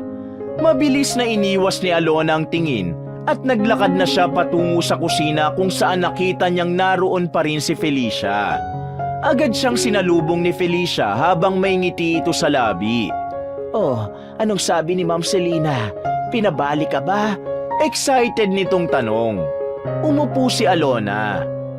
Hindi po niya ako pinabalik kasi baka raw po umalis ako kapag nakuha ko na yung pera. Nagpaliwanag po ako sa kanya pero ayaw niya po talaga eh. Ninang, ano na po ang gagawin ko? Saan po ako kukuha ng perang pambayad sa ospital? Pakiramdam ni Alona ay unti-unti na siyang nawawala ng pag-asa ng sandaling yon. Napabuntong hininga si Felicia sa kahinagod ang likod ni Alona. Akala ko pa naman ay tutulungan ka ni Ma'am Selena. Pero huwag kang mag-alala. May awa ang Diyos. Tutulungan kita. Maghahanap tayo ng paraan para makalikom ka ng pera, ha? Hindi ka nag-iisa. Nandito ako. Kahit mabigat ang kalooban ay nagawa pa rin ngumiti ni Alona sa sinabing yon ng kanyang ninang Felicia. Sa maghapon na lumipas ay tila wala si Alona sa kanyang sarili. Kahit na patuloy siya sa mga gawaing bahay ay iniisip niya pa rin kung paano nga ba niya mailalabas ang lolo isko niya sa ospital sa lalong madaling panahon. Wala rin naman siyang ibang taong malapitan bukod kay Felicia.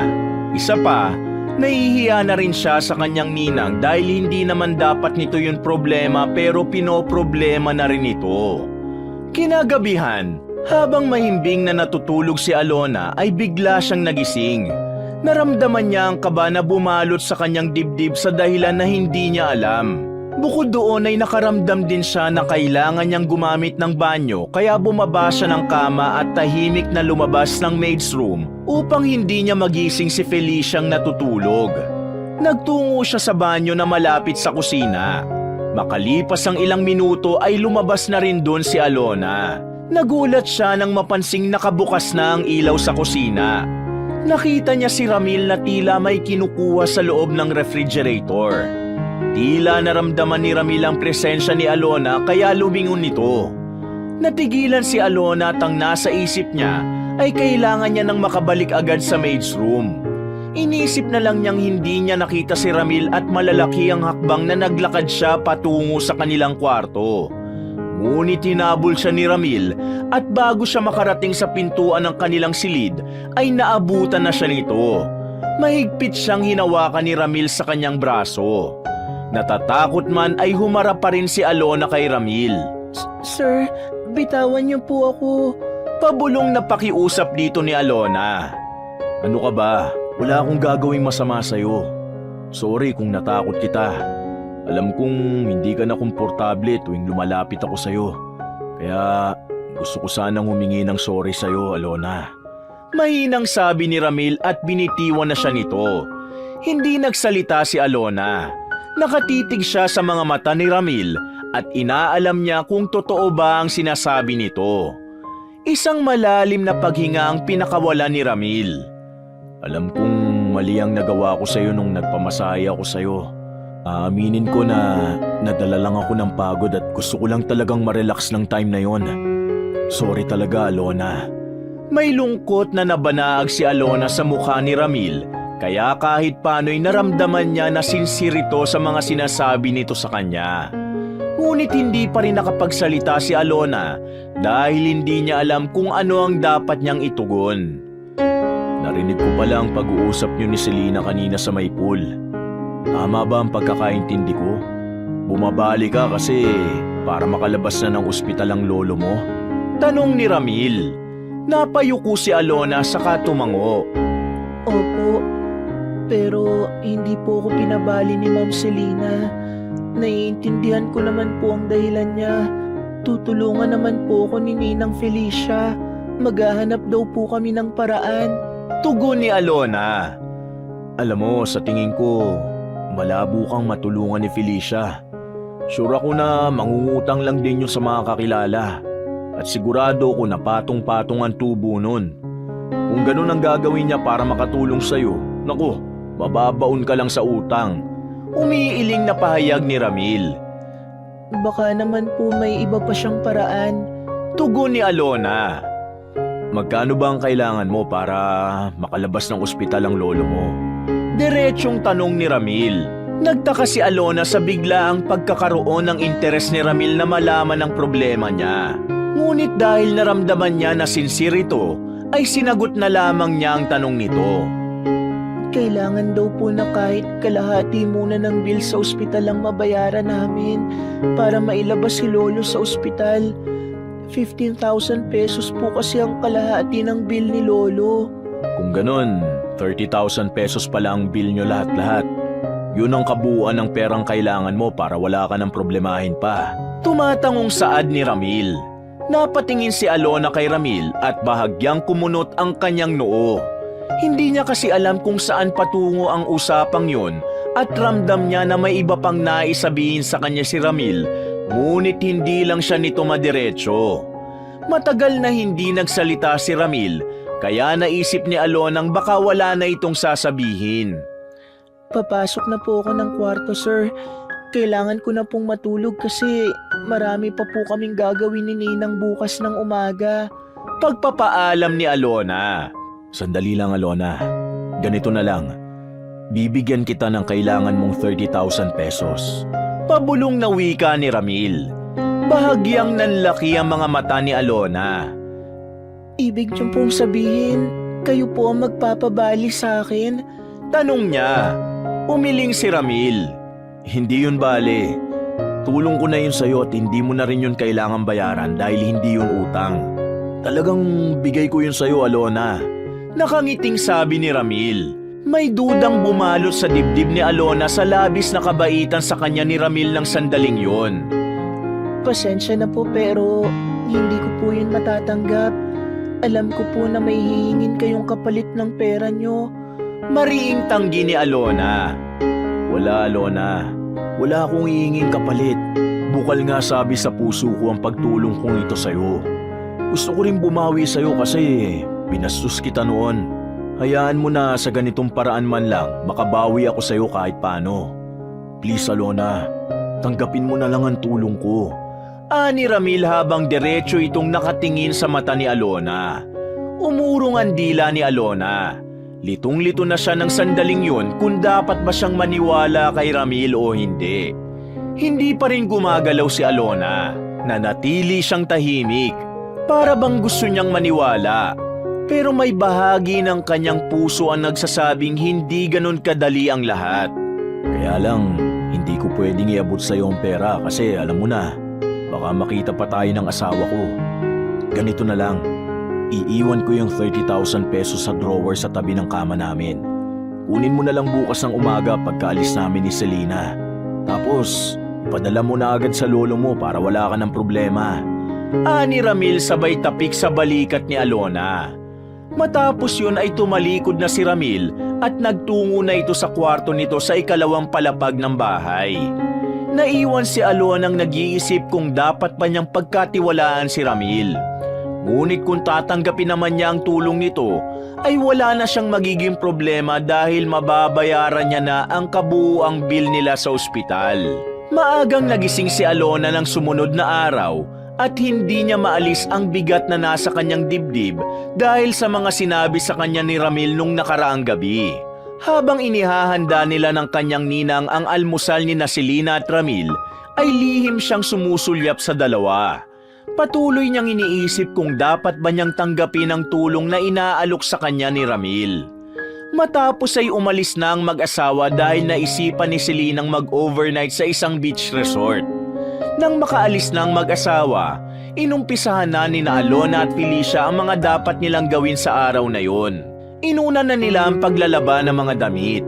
Habang abala sila ng kanyang ninang Felicia sa pagsasalang ng mga damit sa washing machine sa laundry area na nasa likod ng bahay, ay hindi na nakatiis pa si Alona at nagpasya na siyang kunin ang perang inaalok ni Ramil sa kanya. Napagtanto niya na wala na siyang mapagpipilian kundi tanggapin yun dahil yun na ang pinakamabilis na paraan upang mailabas na niya sa ospital ang kanyang lolo Isko. Ninang, aakyat lang po ako saglit sa kwarto ni na Mama at Sir. I-check ko kung may mga damit pa sa kwarto nila na kailangan pang labhan. Pagpapaalam ni Alona. Sige, tingnan mo at baka may nakalimutan ako. Magagalit na naman yun si Ma'am Selena. Buti at naisip mo yan. Ani Felicia. Tumango si Alona at nagtungo na siya sa second floor ng bahay. Pagbukas niya ng pinto ng kwarto ng mag-asawa, ay huminga muna siya ng malalim bago tuluyang pumasok. Agad na nakita niya ang drawer na sinabi ni Ramil. Nanlalamig ang katawan na nilapitan yun ni Alona at marahan niya yung binuksan. Isang puting sobre ang agad na umagaw sa kanyang pansin. Kinuha ni Alona ang sobre at binuksan yun. Napasinghap siya nang tumambad sa kanya ang tig-1,000 pisong pera na papel. Binilang niya yon at nang malaman niyang eksaktong 30,000 pesos yon, ay nasiguro niyang yun na ang perang iniwan sa kanya ni Ramil. Napalinga si Alona sa paligid sa kanya ipinasok ang sobre sa bulsa ng kanyang palda. Muli niyang isinara ang drawer at saka siya tahimik na lumabas ng silid na yon. Bago bumalik si Alona sa laundry area, ay siniguro niyang kalmado na siya bago siya humarap sa kanyang ninang Felicia. Pagdating niya roon ay abala pa rin si Felicia sa paghihiwalay ng mga puting damit sa mga dekolor. Alona, nakabalik ka na pala. May nakita ka pa bang dapat laban sa kwarto ni na Mama at Sir? Tanong ni Felicia pagkakita nito sa kanya. Wala na po, Ninang. Ninang, lalabas lang po ako sandali. Bibili lang ako ng sanitary napkin. Wala na po akong stock eh. Pagpapaalam ni Alona. Saglit na tumingin si Felicia sa kanya at tumango. Sige, pero bilisan mo lang ha. Marami pa tayong gagawin. Anito. Opo. Sabi ni Alona. Matapos yon ay lumabas na si Alona ng bahay. Mainit ang sikat ng araw pero hindi niya yon ininda. Naglakad siya palabas ng subdivision at mula roon ay sumakay siya ng tricycle para magtungo sa isang remittance center. Kumuha siya ng form at isinulat niya roon ang pangalan ng padadalhan, address at halaga ng ipapadala niya. Inilabas niya ang sobre at kinuha ang pera. Inabot niya yon sa teller. Bagaman at kinakabahan, ay masaya si Alona dahil alam niyang sa pamamagitan nun ay makakalabas na sa ospital ang kanyang lolo Isko. Matapos ang transaksyon ay kinuha na ni Alona ang resibo at umalis na siya ng remittance center. Habang nag-aabang ng masasakyan na tricycle, ay inilabas niya ang kanyang cellphone. Tinawagan niya si Lolo Isko na agad naman itong sinagot. Hello, Lolo? Mahina ngunit masaya ang tinig ni Alona. Alona, apo, napatawag ka. Sagot ng matanda sa kabilang linya. Lolo, nakapagpadala na po ako ng pambayad sa ospital. Bayaran niyo na po ang lahat ng kailangang bayaran. Ipakuha niyo na lang po kay Mang Abel at magpadala na lang po kayo sa kanya ng authorization letter para maklaim niya. Tugon ni Alona habang pinipigilan ng luha. Totoo ba yan, Alona? Ibig sabihin ay makakalabas na ako dito sa ospital. Pero paano at saan ka kumuha ng ganong kalaking pera? May pagtatakang tanong ng matanda. May isang mabuting puso po na tumulong sa atin. Pero wag niyo na pong isipin yon. Ang importante po, makakalabas na po kayo. Masayang sambit ni Alona. Kung sino man ang taong tumulong sa iyo sana pagpalain pa siya ng Diyos. Masaya ring sabi ni Lolo Isko. Nang may nakita ng tricycle si Alona, ay nagpaalam na siya sa lolo niya. Pinara niya ang tricycle at sumakay siya ron nang huminto yun sa kanyang harapan. Habang pauwi na ay napangiti si Alona nang naalala niya ang sinabi ni Ramil kagabi. Napagtanto niya na totoo pala ang paghingi nito ng tawad sa kanya. Pero naisip niyang babayaran niya pa rin ang perang ibinigay nito sa kanya. Naniniwala siyang walang dahilan si Ramil para bigyan siya nito ng ganong kalaking halaga, kaya nararapat lamang na ibalik niya ang perang yun dito. Kinabukasan ng umaga, habang abala sina Alona at Felicia sa paglilinis sa sala, ay dumating na sina Selena at Ramil. Mabilis silang lumabas at nang bumaba ang dalawa sa sasakyan ay kinuha nila ang mga gamit na mga ito roon. Tahimik nilang inakyat sa kwarto ang mga gamit na mag-asawa. Pagpasok sa master's bedroom ay ibinaba ni Alona ang mga dala niya sa tabi ng kama. Maya-maya ay pumasok na rin doon sina Selena at Ramil. Ma'am, may kailangan pa po ba kayo? Tanong ni Felicia. Gusto ko lang ng tulog. Ayoko nang maiistorbo. Malinaw? Tura ni Selena. Bahagyang yumukod sina Alona at Felicia bago sila lumabas ng kwarto. Bumalik sila sa sala upang ipagpatuloy ang kanilang ginagawa doon. Ngunit ilang minuto lamang ang lumipas ay bigla nilang narinig ang malakas na sigaw ni Selena mula sa silid ng mga ito. Felicia! Alona! Halika kayo rito! Kayo na! Galit na sigaw ni Selena. Nagkatinginan ang dalawa. Kita sa mukha ni Felicia ang gulat at pagkataranta. Bakit kaya? Mahinang tanong ni Felicia. Hindi ko rin alam, Ninang. Pero mas mabuti pa na pumunta na tayo at baka mas lalo pang magalit si Ma'am. Matapos yung sabihin ni Alona, ay sabay na silang bumalik ni Felicia sa kwarto ng kanilang mga amo. Nang makapasok na sila roon ay bumungad sa kanila ang galit na si Selena. Alam nyo kung anong ayaw na ayaw ko? Yung malikot ang kamay! Sigaw ni Selena habang galit na galit. Ma'am, ano po bang ibig niyong sabihin? Naguguluhang tanong ni Felicia.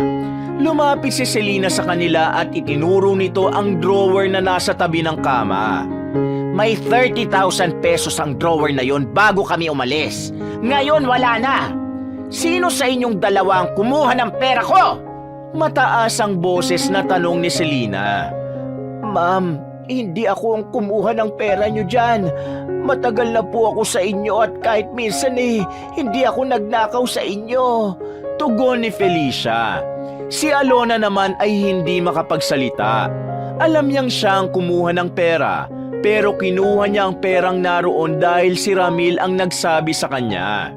Nang makita niya si Ramil na nakatayo sa likod ni Selena, ay napansin niyang bahagya itong nakangisi, na para bang masaya ito sa nangyayari.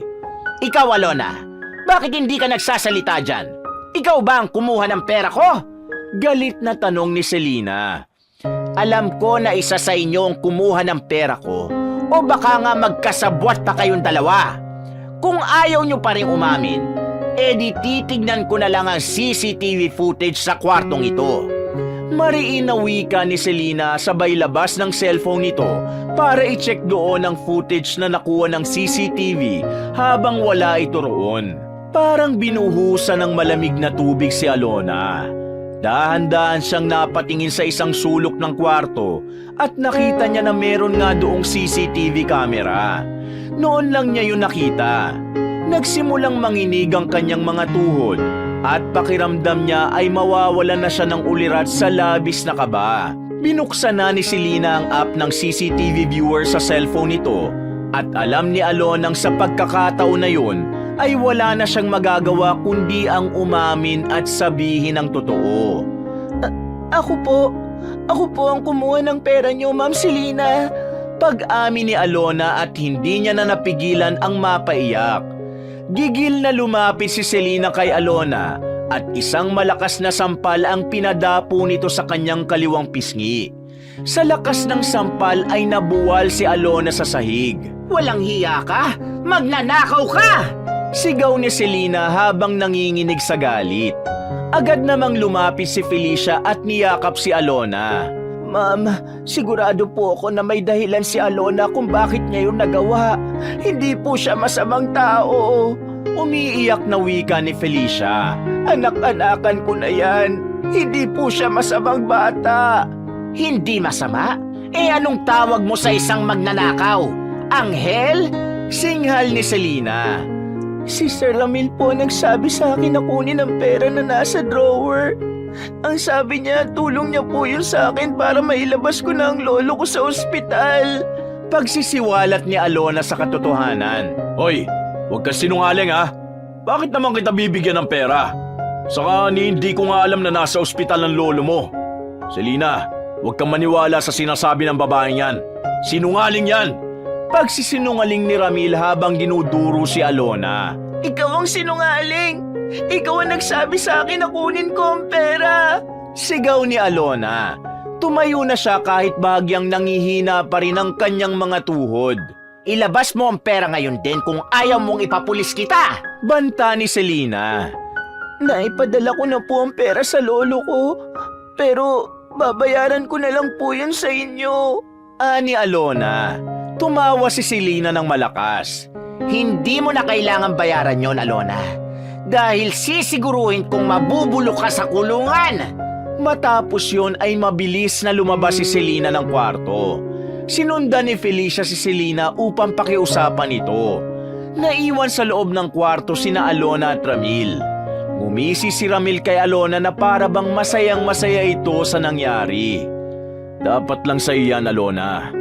Ganti ko yan kasi hindi mo ko pinagbigyan.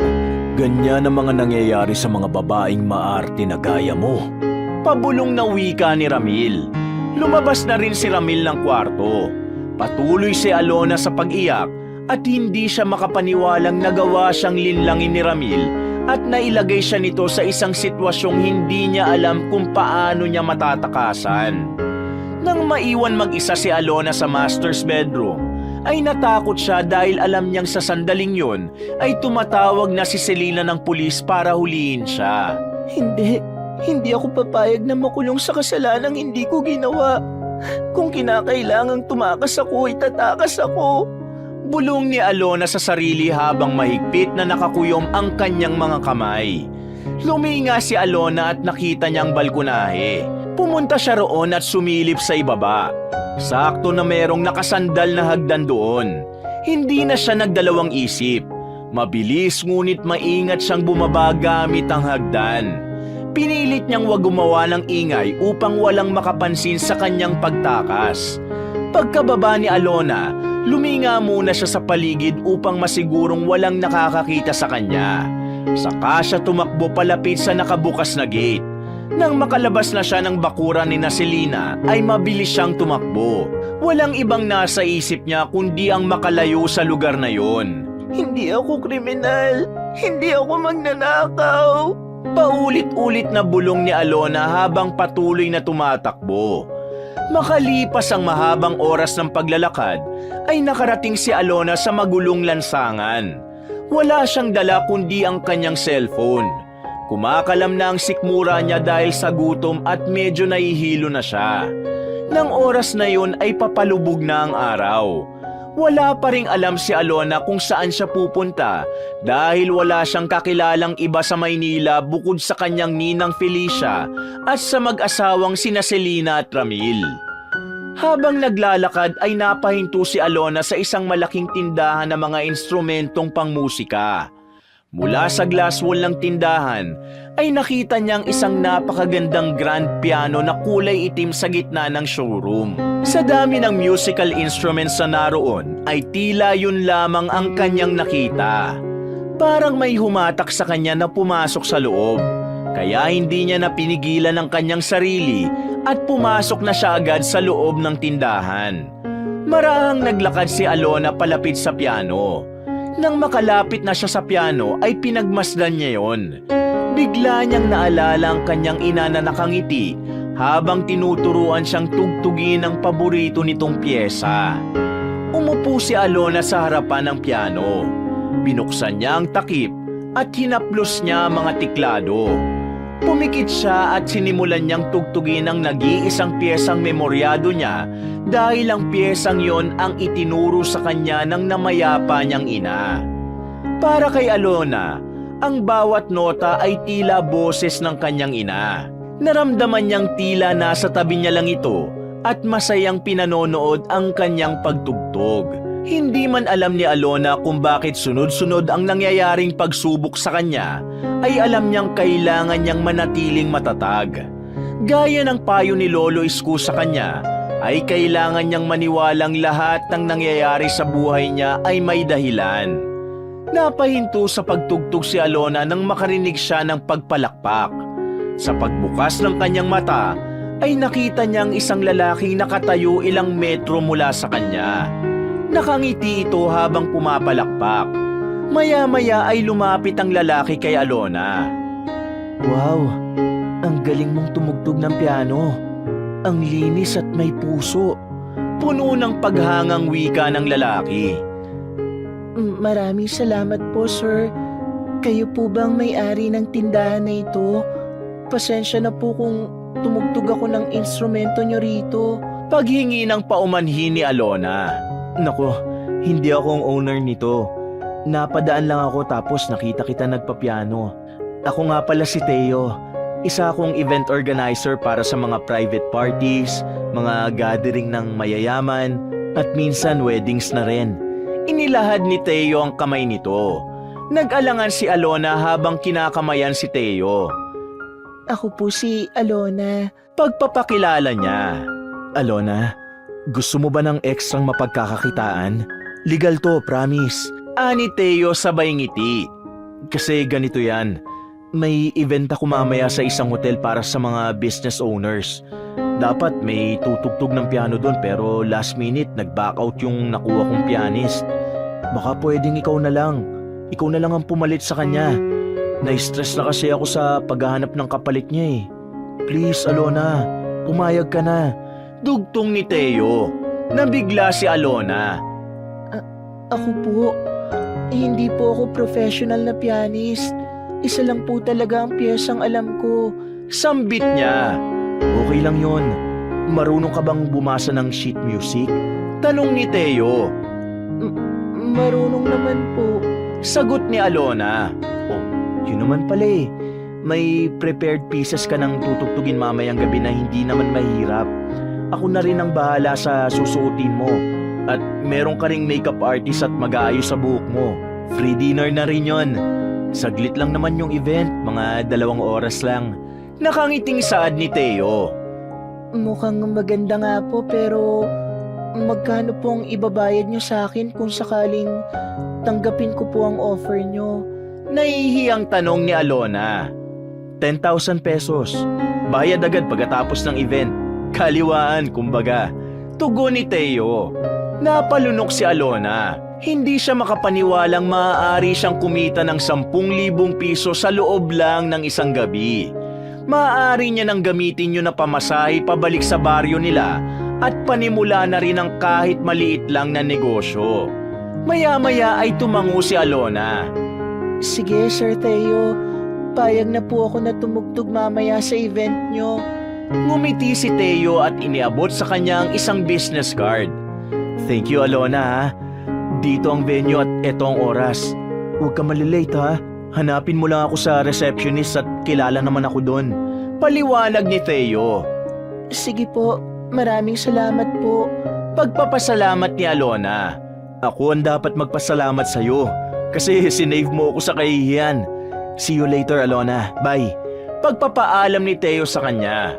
Matapos lumabas ni Teo ng tindahan na yon ay napangiti si Alona. Hindi siya makapaniwalang magagamit niya para kumita ng pera ang piyesang itinuro sa kanya ng nanay niya. Naramdaman niyang mabait pa rin sa kanya ang Diyos dahil alam niyang gumawa talaga ang Panginoon ng paraan upang magkaroon siya ng perang magagamit niya upang tuluyan na siyang makalayo kina Selena at Ramil. Kinagabihan ay nagtungo si Alona sa Marangyang Hotel kung saan siya tutugtog ng piano.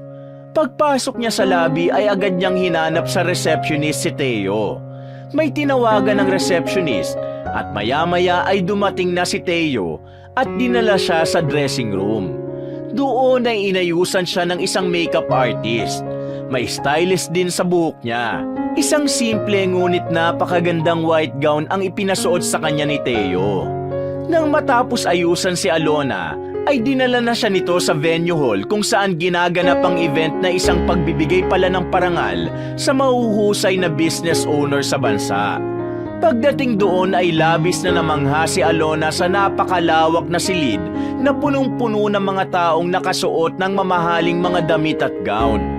Dinala siya ni Teo sa isang maliit na entablado sa gilid ng silid kung saan naroon ang isang grand piano.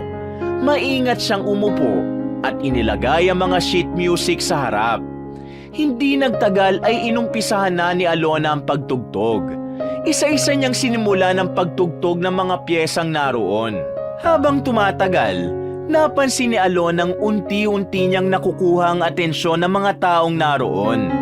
Nakita niyang may mga nanonood na sa kanya at tila nasisiyahan sa kanyang ginagawa. At dahil doon ay nakalimutan na ni Alona ang takot at kaba na kanina pa niya nararamdaman. Kada piyesang natatapos ni Alona ay nakakakuha siya ng palakpakan sa mayayamang taong naroon. Tila gulantang na gulantang ang mga ito sa husay na taglay niya sa pagtugtog ng piano. Kulang na lang ay maiyak siya sa labis na kasiyahan dahil hindi niya inasahang ganun kainit ang magiging pagtanggap ng mga tao sa unang beses na pagtatanghal niya bilang isang pianista. Hindi na malaya ni Alona ang paglipas ng oras hanggang sa napagtanto niya na tapos na ang kanyang pagtatanghal. Ngunit naisip niyang gamitin ang pagkakataon na yun para bigyan ng papuri ang kanyang ina. Inilapit ni Alona ang bibig niya sa mikropono na nasa kanyang tabi at saka siya nagsalita. Tapos na po ang performance ko ngayong gabi pero gusto ko pa pong tumugtog ng isa pa. Ito po ay isang piyesang itinuro sa akin ng aking ina nung bata pa lang ako. First time ko po itong tutugtugin sa harap ng maraming tao at gusto ko pong ibahagi ito sa inyo. Sana po ay maibigan ninyo. Ngumiti si Alona habang pinipigilan niya ang kanyang mga luha. Sinimulan na ni Alona na tugtugin ang piyesang itinuro ng kanyang ina sa kanya. Isa yung mabagal at malungkot ngunit napakagandang piyesa. Habang tumatagal ay unti-unting namuo ang luha sa mga mata ni Alona. Iniisip niya kasi na kung naroon sana ang kanyang ina ay siguradong napakasaya nito. Nang matapos ni Alona ang kanyang pagtatanghal ay nagpaalam na siya sa mga taong naroon at nagpasalamat. Patuloy pa rin ang palakpakan ng mga tao para sa kanya. Kaya naman labis ang kasiyahang nararamdaman ni Alona ng gabing yon. Bumaba na siya ng entablado at lumabas na ng venue hall para bumalik sa dressing room. Pagdating ni Alona sa dressing room, ay umupo siya sa harapan ng salamin at sinimulan niyang alisin ang kanyang hikaw at iba pang alahas na suot niya.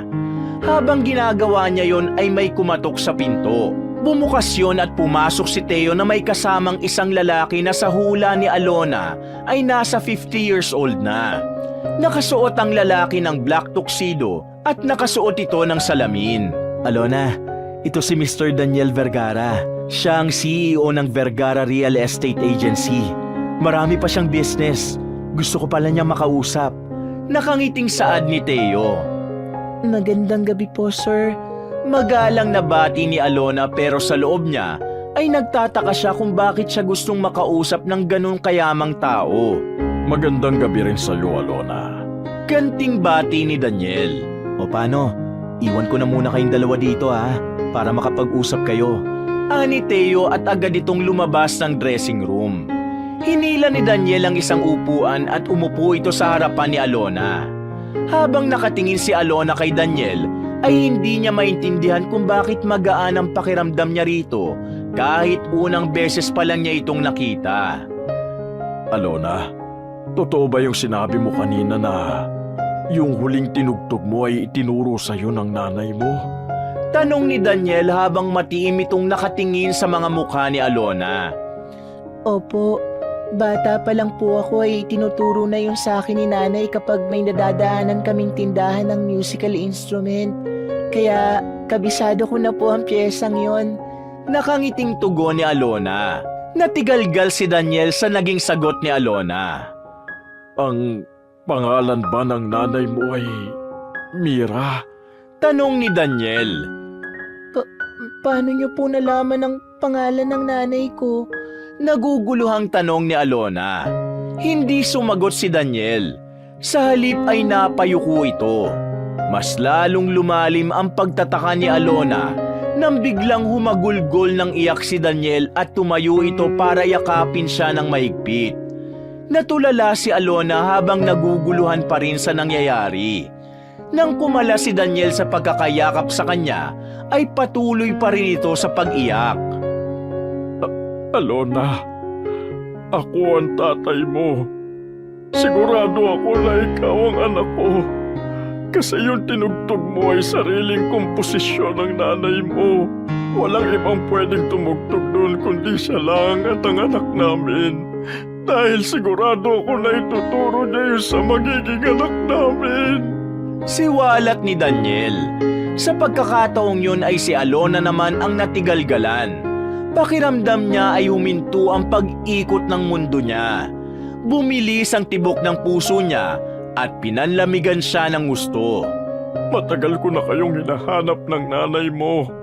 Lahat ng private investigator na inutusan kong hanapin ay hindi kayo matunton. Nung pinalaya si Mira sa bahay namin, wala akong nagawa kasi takot ako sa mga magulang ko. Patawarin mo ko, anak. Kung hindi ako natuwag noon, ay hindi sana tayo nagkalayo.